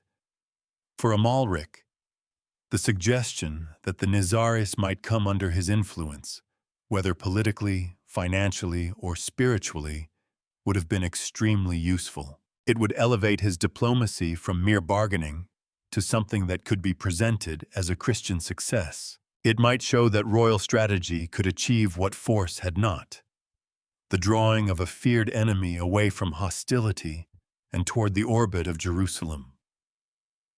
For critics of the Templars, the conversion claim made the ambush look even worse. If the envoy had only been negotiating a local arrangement, the Templars had disrupted policy. But if he had been carrying the possibility of conversion, then the Templars had not merely opposed the king. They had prevented souls from entering the Christian fold.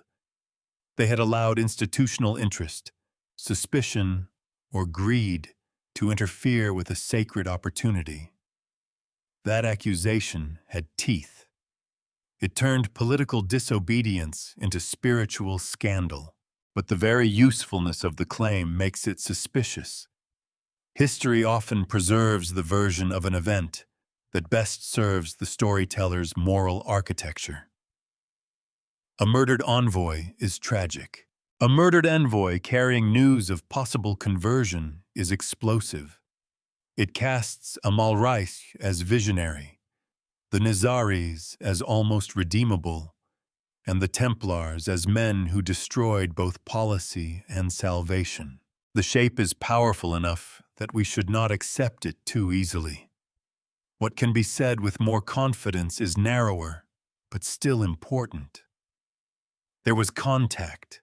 There was negotiation. There were reported discussions about tribute and the relationship between Sinan's people, the king, and the Templars.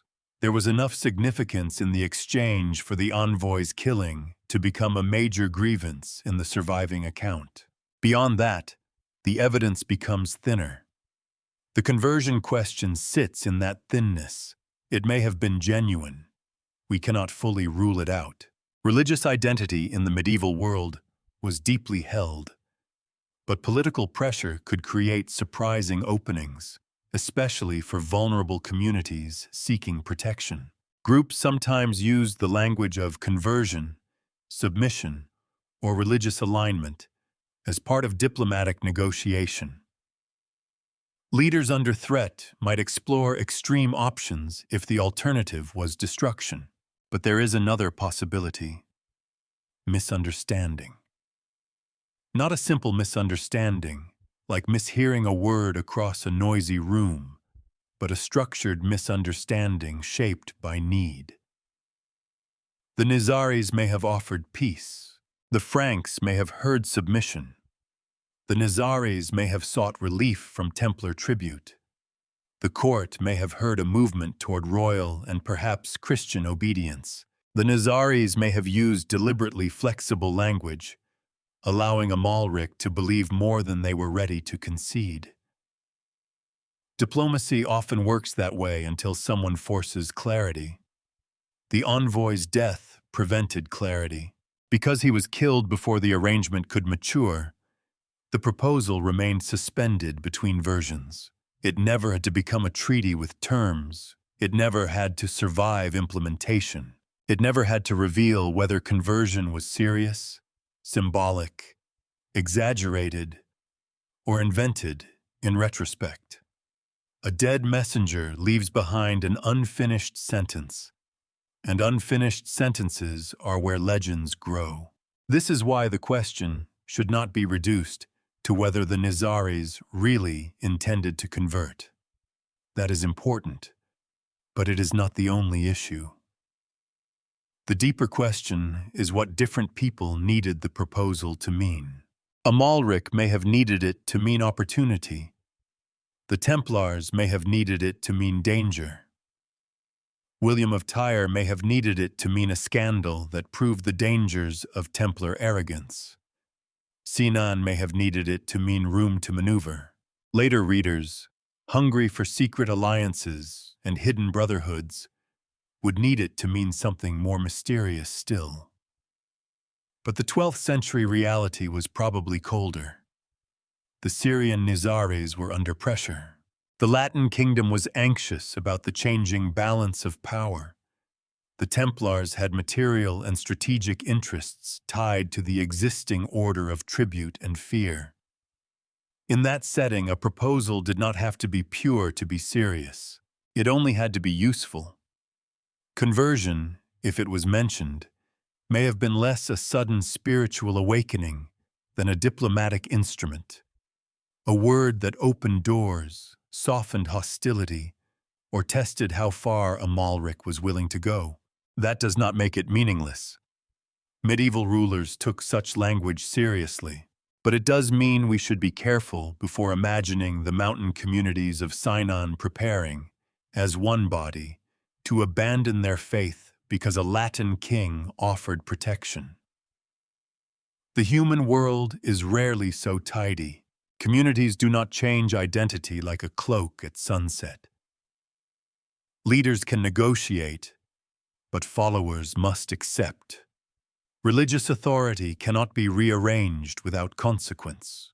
A Nizari move toward Christianity would have shaken the foundations of Sinan's own legitimacy. It would have altered internal loyalties, external enemies, and the meaning of the community itself. Such a transformation would have required more than an embassy and a promise.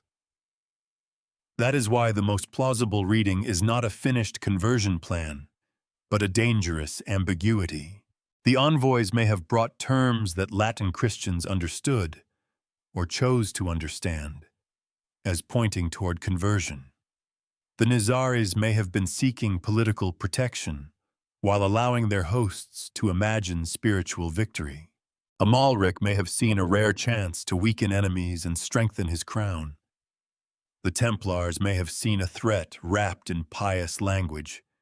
No single version completely satisfies the evidence, and perhaps that is why the story survived with such force.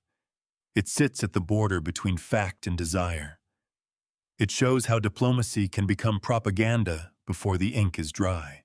It shows how a practical negotiation can be remembered as a near miracle, a betrayal, or a lost alliance depending on who tells it. The murdered envoy did not merely carry a message from Sinan. He carried an ambiguity, and in the politics of the Levant, ambiguity could be more dangerous than a declared enemy. Chapter 12. Saladin's shadow over the negotiations. To understand why Amalric and Sinan might have listened to one another, we have to let a larger shadow fall across the map. The murdered envoy is easy to isolate. A road, a royal promise, an ambush, a scandal. The scene is sharp enough to stand alone, but in the Levant, very little stood alone for long. A small diplomatic gesture could be shaped by wars hundreds of miles away. A payment made in one valley could depend on the ambitions of a ruler in another city. Even a quiet embassy from the mountains could carry the weight of regional fear. That fear had a name that would soon dominate the age: Saladin. At the time of Amalric's dealings with Sinan's representatives, Saladin was not yet the almost legendary figure he would become in later memory. He had not yet taken Jerusalem. He had not yet become the polished symbol of chivalric opposition that both Muslim and Christian writers would later shape in different ways. But his rise was already part of a broader transformation. The old divisions that had helped the Crusader states survive were beginning to look less dependable. Before Saladin, Nur al-Din had already made the Franks understand the danger of coordination. He was not merely another local ruler to be watched and bargained with. He represented a more disciplined Sunni power in Syria, one capable of turning fragmentation into pressure. For Jerusalem, that mattered deeply. The Latin kingdom had survived not because it was stronger than every neighbor, but because its neighbors were rarely united for long. Division was not a footnote to Crusader survival. It was one of its foundations. A divided Muslim political world gave the Franks options. They could exploit rivalries, make truces, raid selectively, negotiate with one power against another, and avoid facing the full weight of the region at once. But if Syria, Egypt, and other major centers began to move under a shared strategic purpose, the Crusader states would face something far more dangerous than border warfare. They would face scale. Scale is the enemy of small frontier kingdoms. Jerusalem could be bold. It could be well fortified. It could call on the military orders. It could receive help from the West. But it remained geographically exposed and politically delicate. Its strength depended on careful timing, maritime support, internal cooperation, and the failure of its enemies to combine their advantages. A ruler like Amalric could not ignore signs that this balance was changing. Sinan could not ignore them either. For the Syrian Nizaris, a stronger Sunni order in the region was not an abstract strategic problem. It was an existential one. Their communities were Ismaili Shi'i, religiously distinct and politically vulnerable.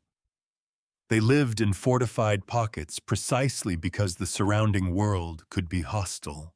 A powerful Sunni ruler who wished to impose unity across Syria might see the Nizaris as an irritant to be negotiated with temporarily, or as a heretical obstacle to be crushed when convenient. That is the point often missed in romantic versions of this story. The possible contact between Amalric and Sinan was not born from secret spiritual kinship. It was born from pressure applied by a third force. The Franks and the Nizaris did not have to share a worldview. They did not have to trust one another. They did not have to forget past violence. They only had to recognize that consolidation under a stronger Sunni power could harm them both. In that recognition, a narrow channel could open. This is the kind of alliance that later storytellers often find unsatisfying because it lacks purity. It is not noble friendship. It is not hidden brotherhood. It is not the meeting of two enlightened orders beyond the prejudices of their age. It is colder, more limited, and more credible. Two vulnerable powers, each dangerous in its own way, measuring whether temporary cooperation might delay a larger threat. There is something almost mathematical about it. If the Nizaris remained isolated, they risked pressure from Sunni rulers and tribute demands from the Templars. If Amalric ignored them, he left a potential lever unused. If the Templars maintained the old arrangement, they preserved income and influence, but perhaps at the cost of a broader royal strategy.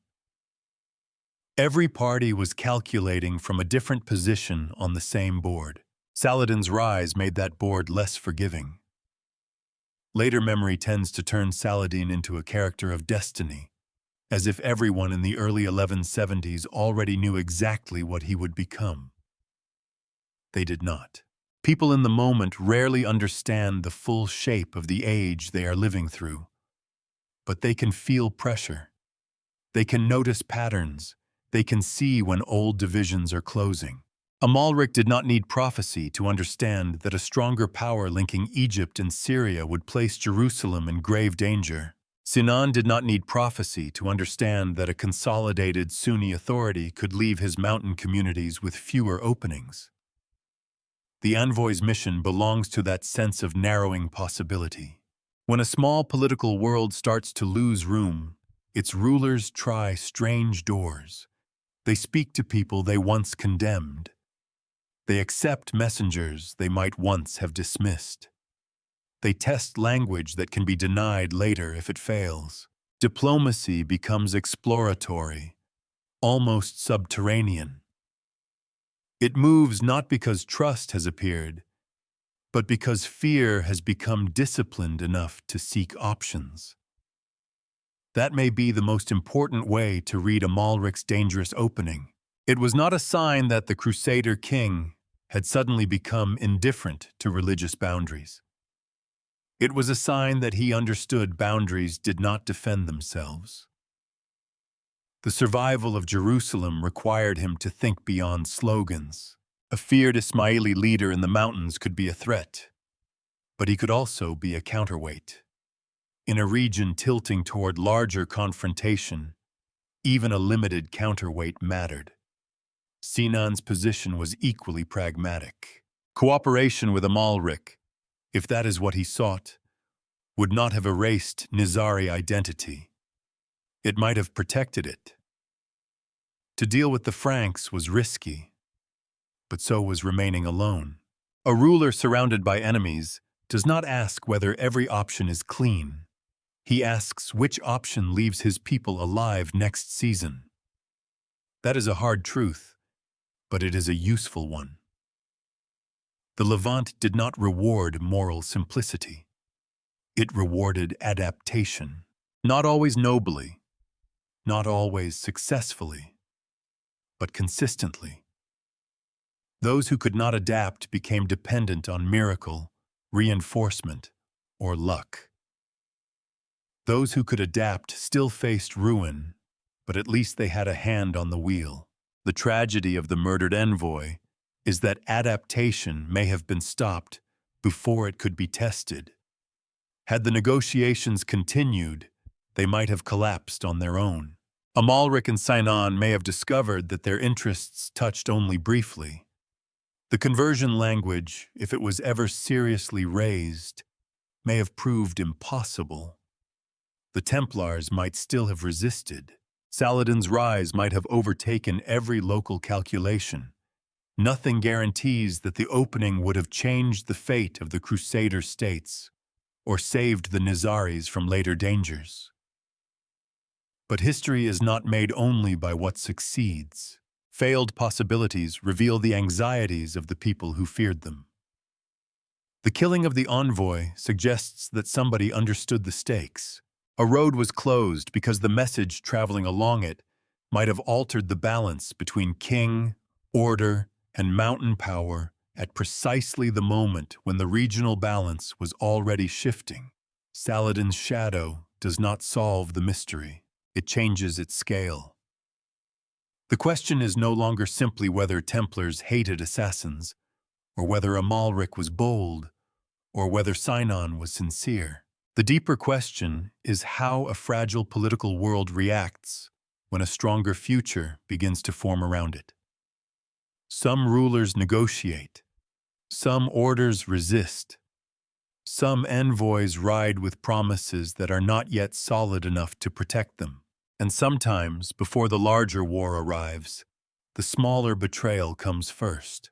Chapter 13, From Failed Diplomacy to Later Bloodshed. The envoy's death did not end the relationship between the Franks and the Syrian Nizaris. It changed the atmosphere around it. A broken negotiation does not vanish cleanly. It leaves behind suspicion, insult, and the memory of what might have been possible. In the Levant, where every power watched every other power for weakness, a failed embassy could become more than a diplomatic embarrassment. It could become a grievance stored for later use, a story retold in private, a reason to distrust the next safe conduct, the next promise, the next smiling reception at court. For Sinan's people, the lesson must have been severe. A king of Jerusalem might speak, negotiate, and offer protection, but he did not fully control the armed world through which his promises traveled. The Templars could act. Local interests could intervene. Sacred vows did not guarantee diplomatic restraint. The Franks were not one thing. For Amalric's side, the lesson was no easier. The Nizaris were not merely enemies to be condemned from a distance. They could be contacted, perhaps bargained with, perhaps used against larger threats. But they were also a power with a long memory and a reputation for answering danger in ways that ignored the usual defenses of rank. This is the uneasy background to later bloodshed. The most famous later case came in 1192, when Conrad of Montferrat, newly chosen as king of Jerusalem, was assassinated in Tyre. The killing stunned the Latin East. Conrad was not a minor noble caught in some border skirmish. He was one of the most important Frankish figures of his generation, a man whose survival of siege and politics had made him central to the future of the kingdom after the catastrophe of Hattin and the loss of Jerusalem. Then, at the moment when his position seemed to be rising, he was struck down. The killers were associated in the sources with the assassins, and the murder quickly became wrapped in accusation. Who had ordered it? Who benefited? Was it the work of Sinan's network acting from its own grievance? Was it connected to Conrad's dealings, debts, insults, or seizures? Was some rival among the Franks involved? Was a Muslim ruler behind it? Was the truth simpler or more tangled than anyone wanted to admit? The evidence does not give us a single clean answer. That uncertainty is important. Conrad's assassination became the kind of event into which every faction could pour its suspicions. In a fractured political world, a spectacular murder did not merely remove a man, it created a battlefield of explanations. To accuse someone of using the assassins was to accuse them of a hidden crime without necessarily proving it. The Nizari's reputation made them useful not only as killers, but as instruments of rumor. This is one of the darker consequences of fear. Once a group becomes famous for secret violence, every unexplained death near power begins to lean in its direction. The reputation that protects a small community can also trap it inside every story of intrigue. It becomes believable before it is proven. Conrad's death shows how far the world had moved from Amalric's attempted opening, and yet how much remained the same. The Franks still needed allies and suspected one another. Muslim rulers still maneuvered through war, truce, and diplomacy. The Nizaris still occupied that unsettling position between weakness and reach. They were not strong enough to dominate the region, but they were feared enough to alter its politics. A king could fall. A succession could shift. A carefully arranged future could be punctured by men approaching at the right moment.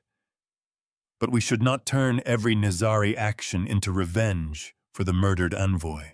That would be too neat and too cinematic in the wrong way. Nearly 2 decades separated Amalric's negotiations from Conrad's assassination. Amalric himself was gone. The Third Crusade had transformed the political landscape. Saladin had taken Jerusalem. Richard of England had arrived. And the Latin East was struggling to rebuild power along the coast rather than from the Holy City itself. The region had changed. Still, the earlier episode helps us read the later one. It shows that contact between Franks and Nizaris never belonged to a simple category. They were enemies, negotiators, tribute payers, feared neighbors, possible tools, and possible threats depending on the moment. The same group that might send an envoy in one decade could be accused of killing a Frankish ruler in another. The same crusader world that might receive Nizari diplomacy could later imagine Nizari hands behind political murder. That is not contradiction. It is continuity in a violent key. The Levant did not divide people permanently into alliance and enmity. It moved them along a spectrum. Today's threat could become tomorrow's messenger. Today's negotiation could become next year's accusation. A ruler could seek cooperation with one faction while condemning another. A military order could collect tribute from a feared enemy and then destroy a diplomatic channel with that same enemy. These are not clean categories. They are habits of survival in a region where no one could afford innocence for long. Conrad's assassination also reveals something about the limits of power. Great men in the Levant surrounded themselves with soldiers, titles, marriages, alliances, and claims. They built legitimacy like a wall. But legitimacy did not stop a determined killer. The Nizari method, when used, attacked not the army, but the assumption behind the army. That rank creates safety. That is why their violence terrified rulers so deeply. It was not only death, it was the message that power could be reached at its most personal point.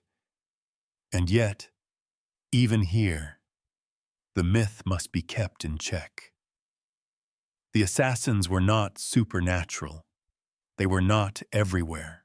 They did not control every political death from behind a curtain. Their power was frightening because it was selective, not infinite. Later stories inflated them into a hidden hand moving history at will. The record suggests something more constrained and more plausible. A small, disciplined community using rare, memorable acts to survive among forces that could otherwise crush it. The difference matters. A secret master controlling kings belongs to fiction. A vulnerable mountain power weaponizing fear belongs to history. The first flatters our love of conspiracy.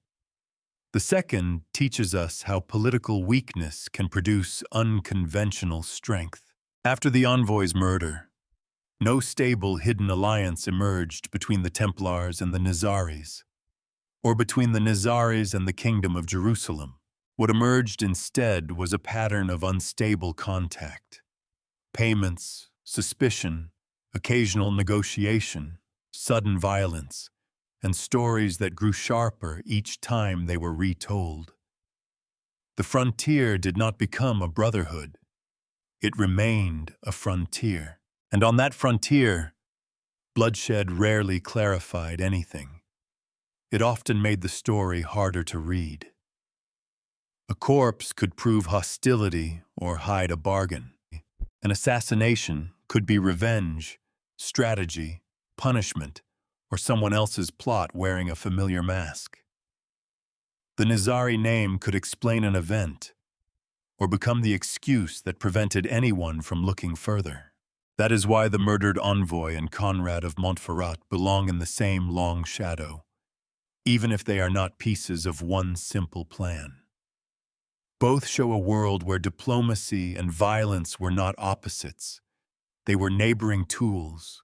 Both show how the Nizaris could move from negotiation to terror in the imagination of their enemies.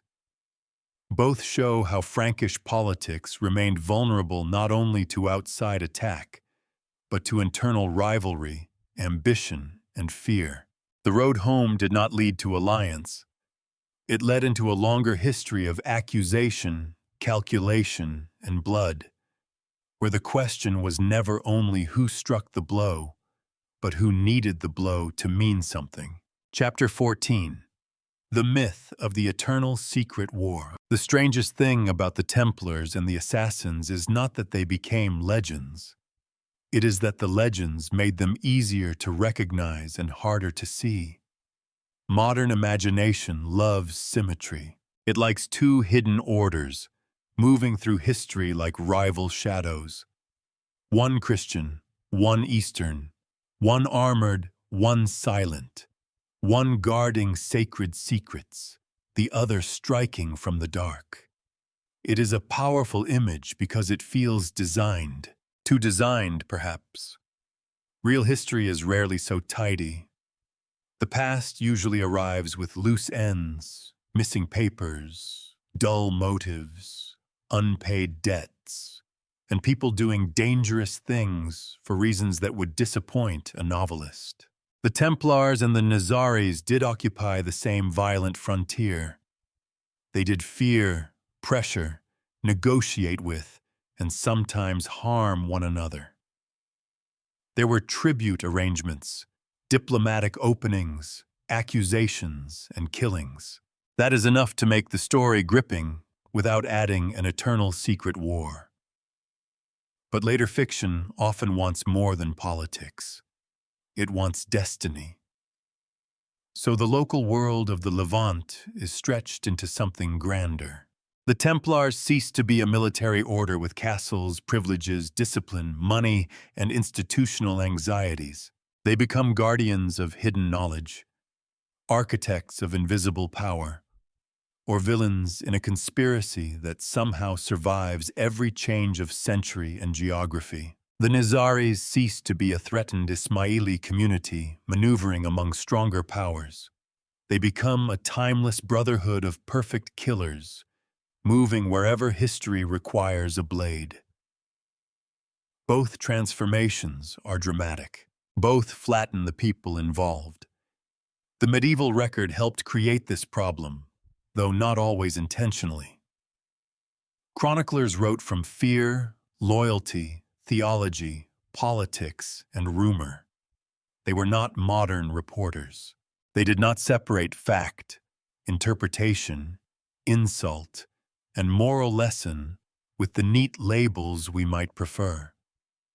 A story about a Nizari killing could become a warning about heresy.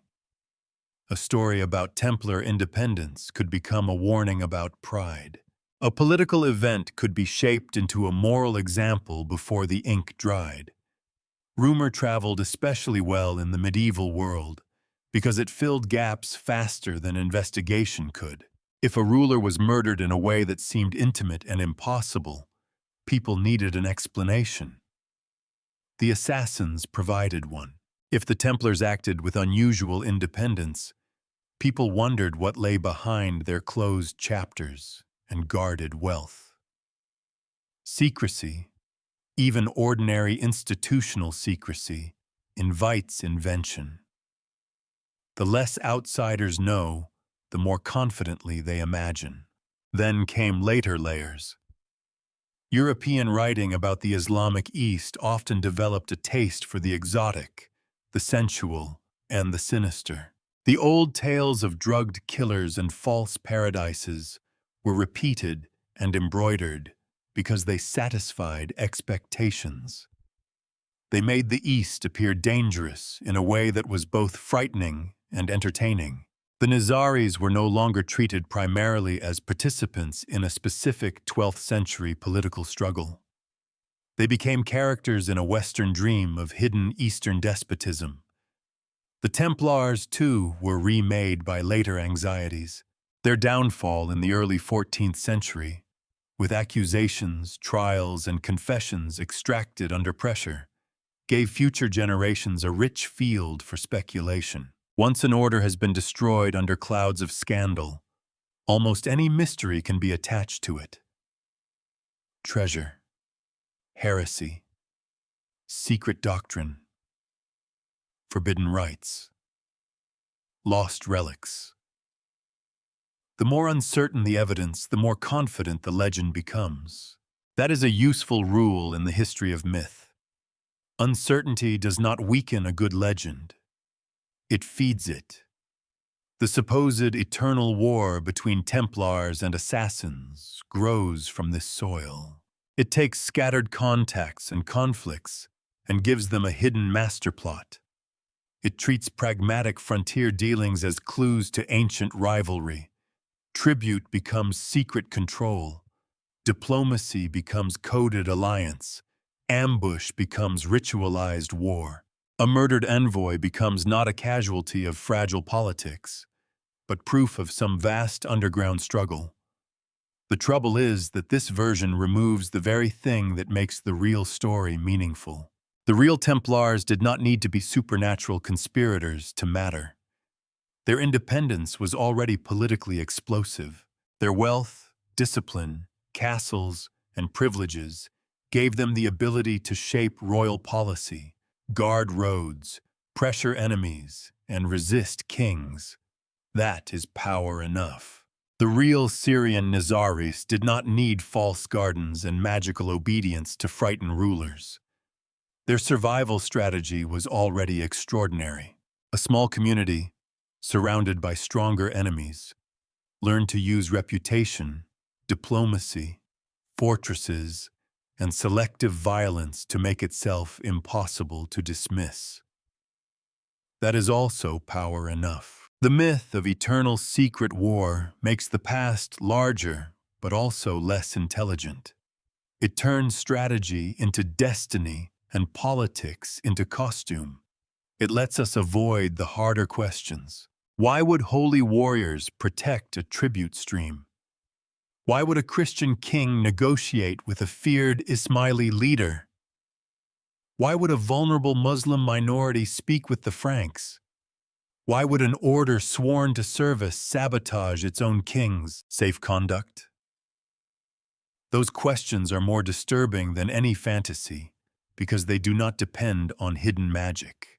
They depend on recognizable human motives: fear, profit, rivalry, ambition, survival, and the ability to justify almost anything when the frontier feels threatened. Modern entertainment did not invent the fascination, but it amplified it. It found in Templars and Assassins two names already loaded with atmosphere. Few audiences need long explanations before they understand the mood. Templar suggests armored secrecy. Assassin suggests silent death. Put them together, and a world appears instantly, even when that world owes more to later imagination than to the 12th century. There is nothing wrong with fiction knowing it is fiction. Legends have their own life. They reveal what later ages fear and desire.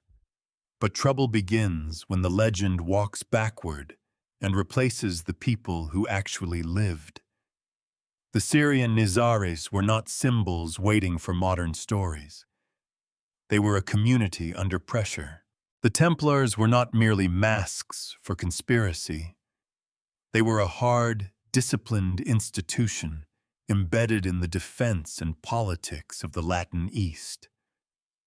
Their encounters were not part of an endless hidden war stretching through time. They were products of a specific landscape, specific threats, and specific arrangements that could break under stress. The murdered envoy is important precisely because he resists the myth.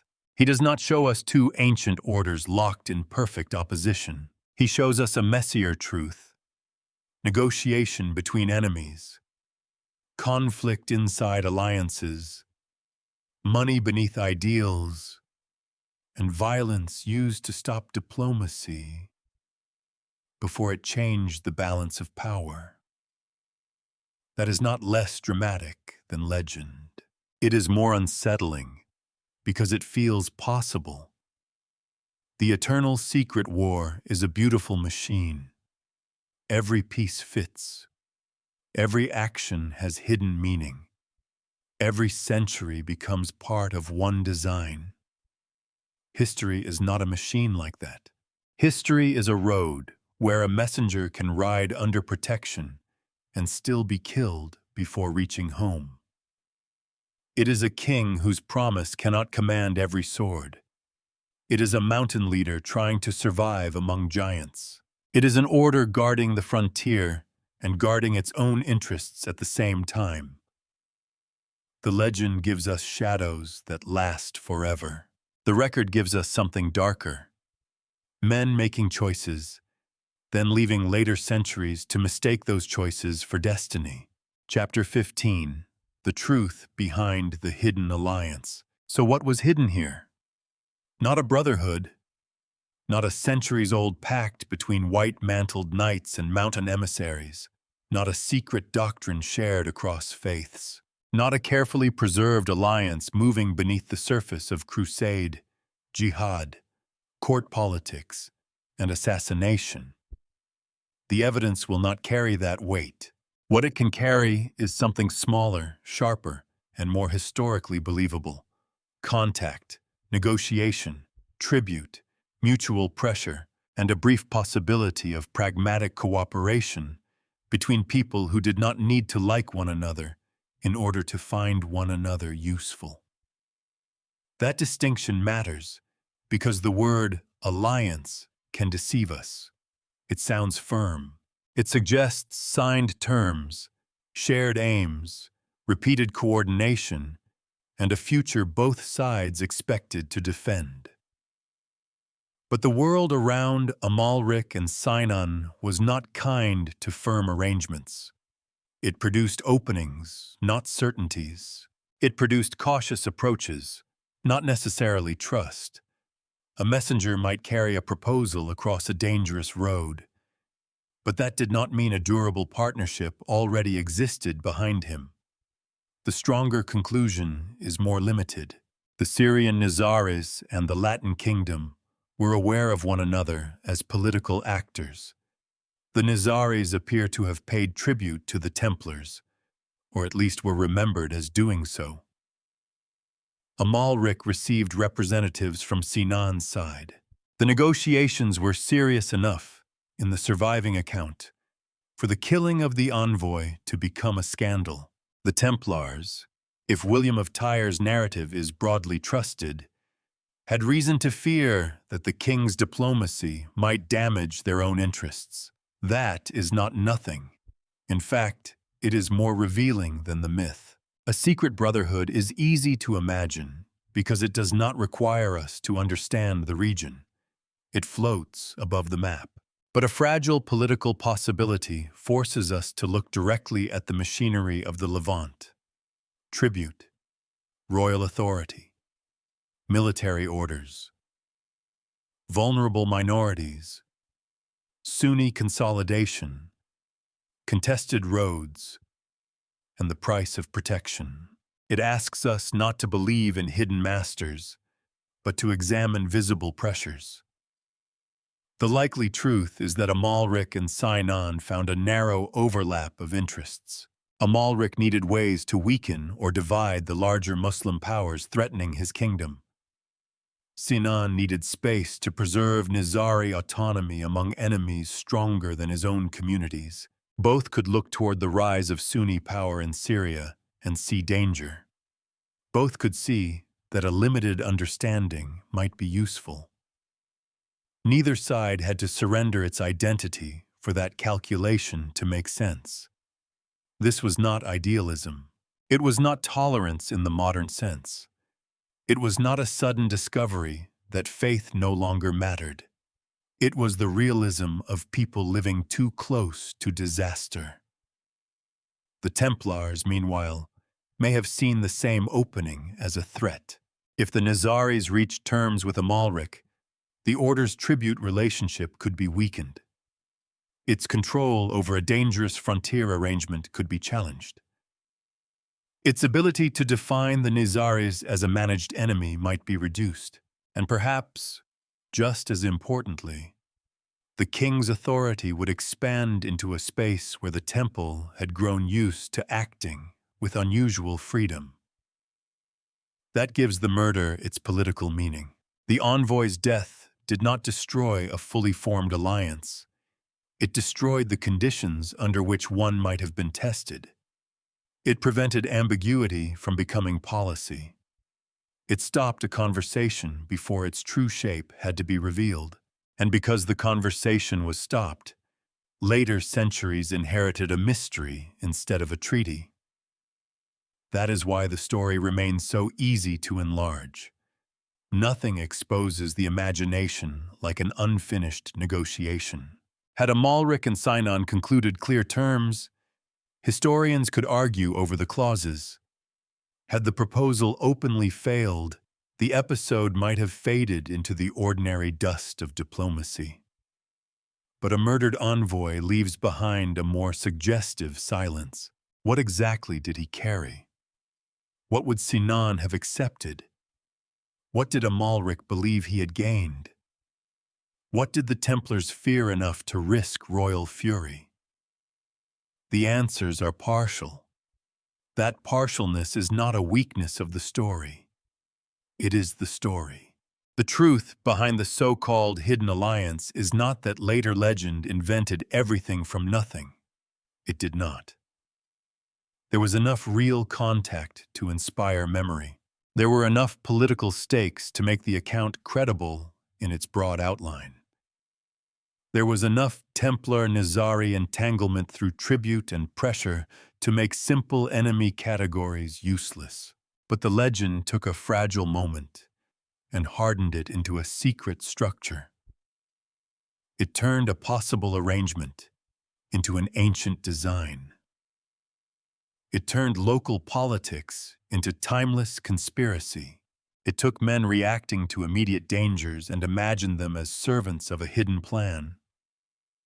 The older truth is more human and less stable. Amalric was not opening a door into a secret world. He was trying to survive in the one he had. Sinan was not offering mystical brotherhood. He was maneuvering from a position of danger. The Templars were not merely villains from a shadow play. They were an institution defending power, income, doctrine, and judgment as they understood them. Everyone in the story was acting from pressure. That pressure is the real hidden force. It pressed the Nizaris toward negotiation with enemies. It pressed Amalric toward diplomatic experiments that might have scandalized simpler minds. It pressed the Templars toward violent intervention. It pressed William of Tyre to remember the affair as a warning about disobedient power. It pressed later storytellers to search for a grander pattern than politics alone could provide. But politics was enough. A mountain leader, a crusader king, and a military order did not need a shared secret to collide. They only needed competing interests on the same road.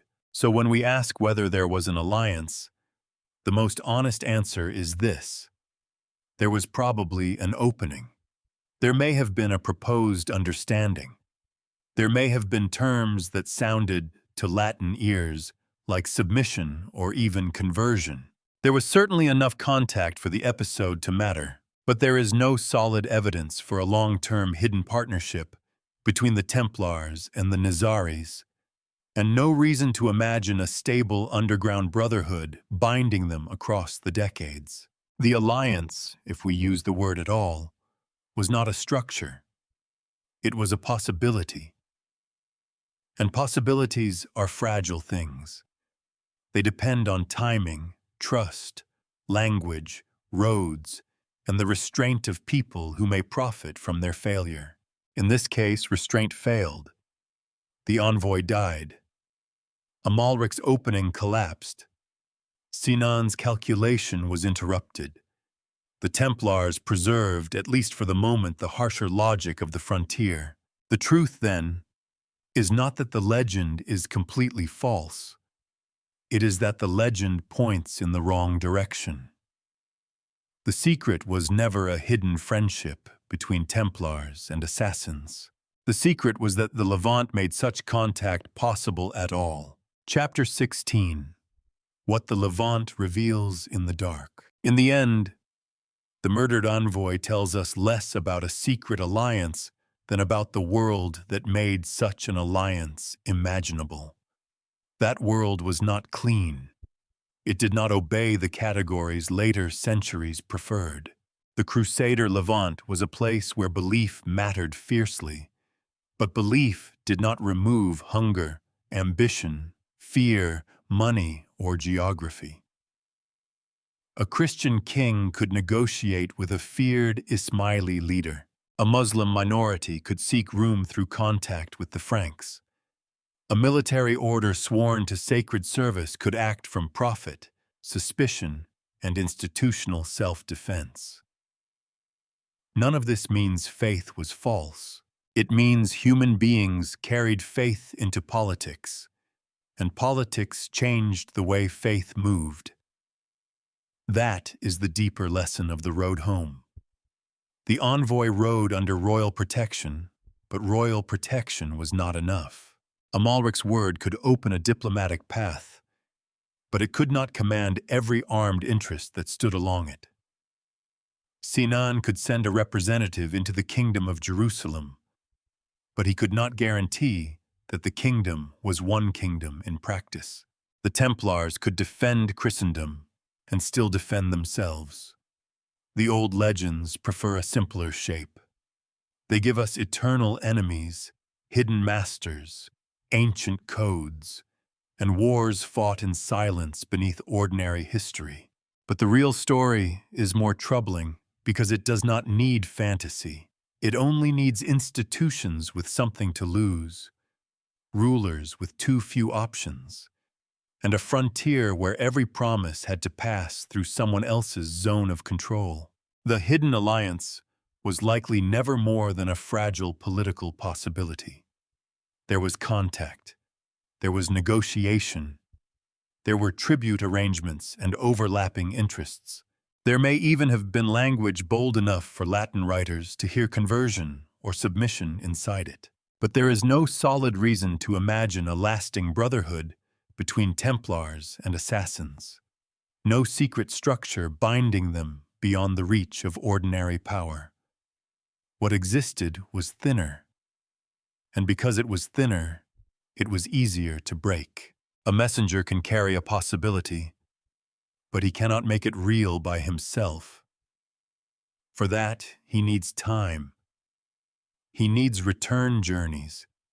He needs terms repeated, tested, doubted, revised, and accepted by people who may not want them accepted. The envoy was killed before the conversation could harden into policy. His death left behind not an alliance, but a question shaped like one. Perhaps that is why the story survived. It shows us the Levant without its mask of simplicity. Enemies could bargain. Holy warriors could calculate. A feared sect could use diplomacy. A king of Jerusalem could act like a regional strategist.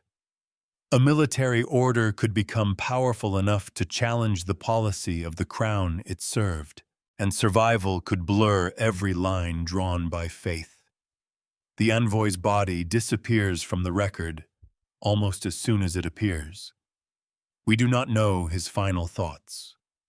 We do not know whether he believed his mission would succeed. We do not know whether he carried a promise, a proposal, or only the careful language of men who wanted more time. But we know what his death revealed.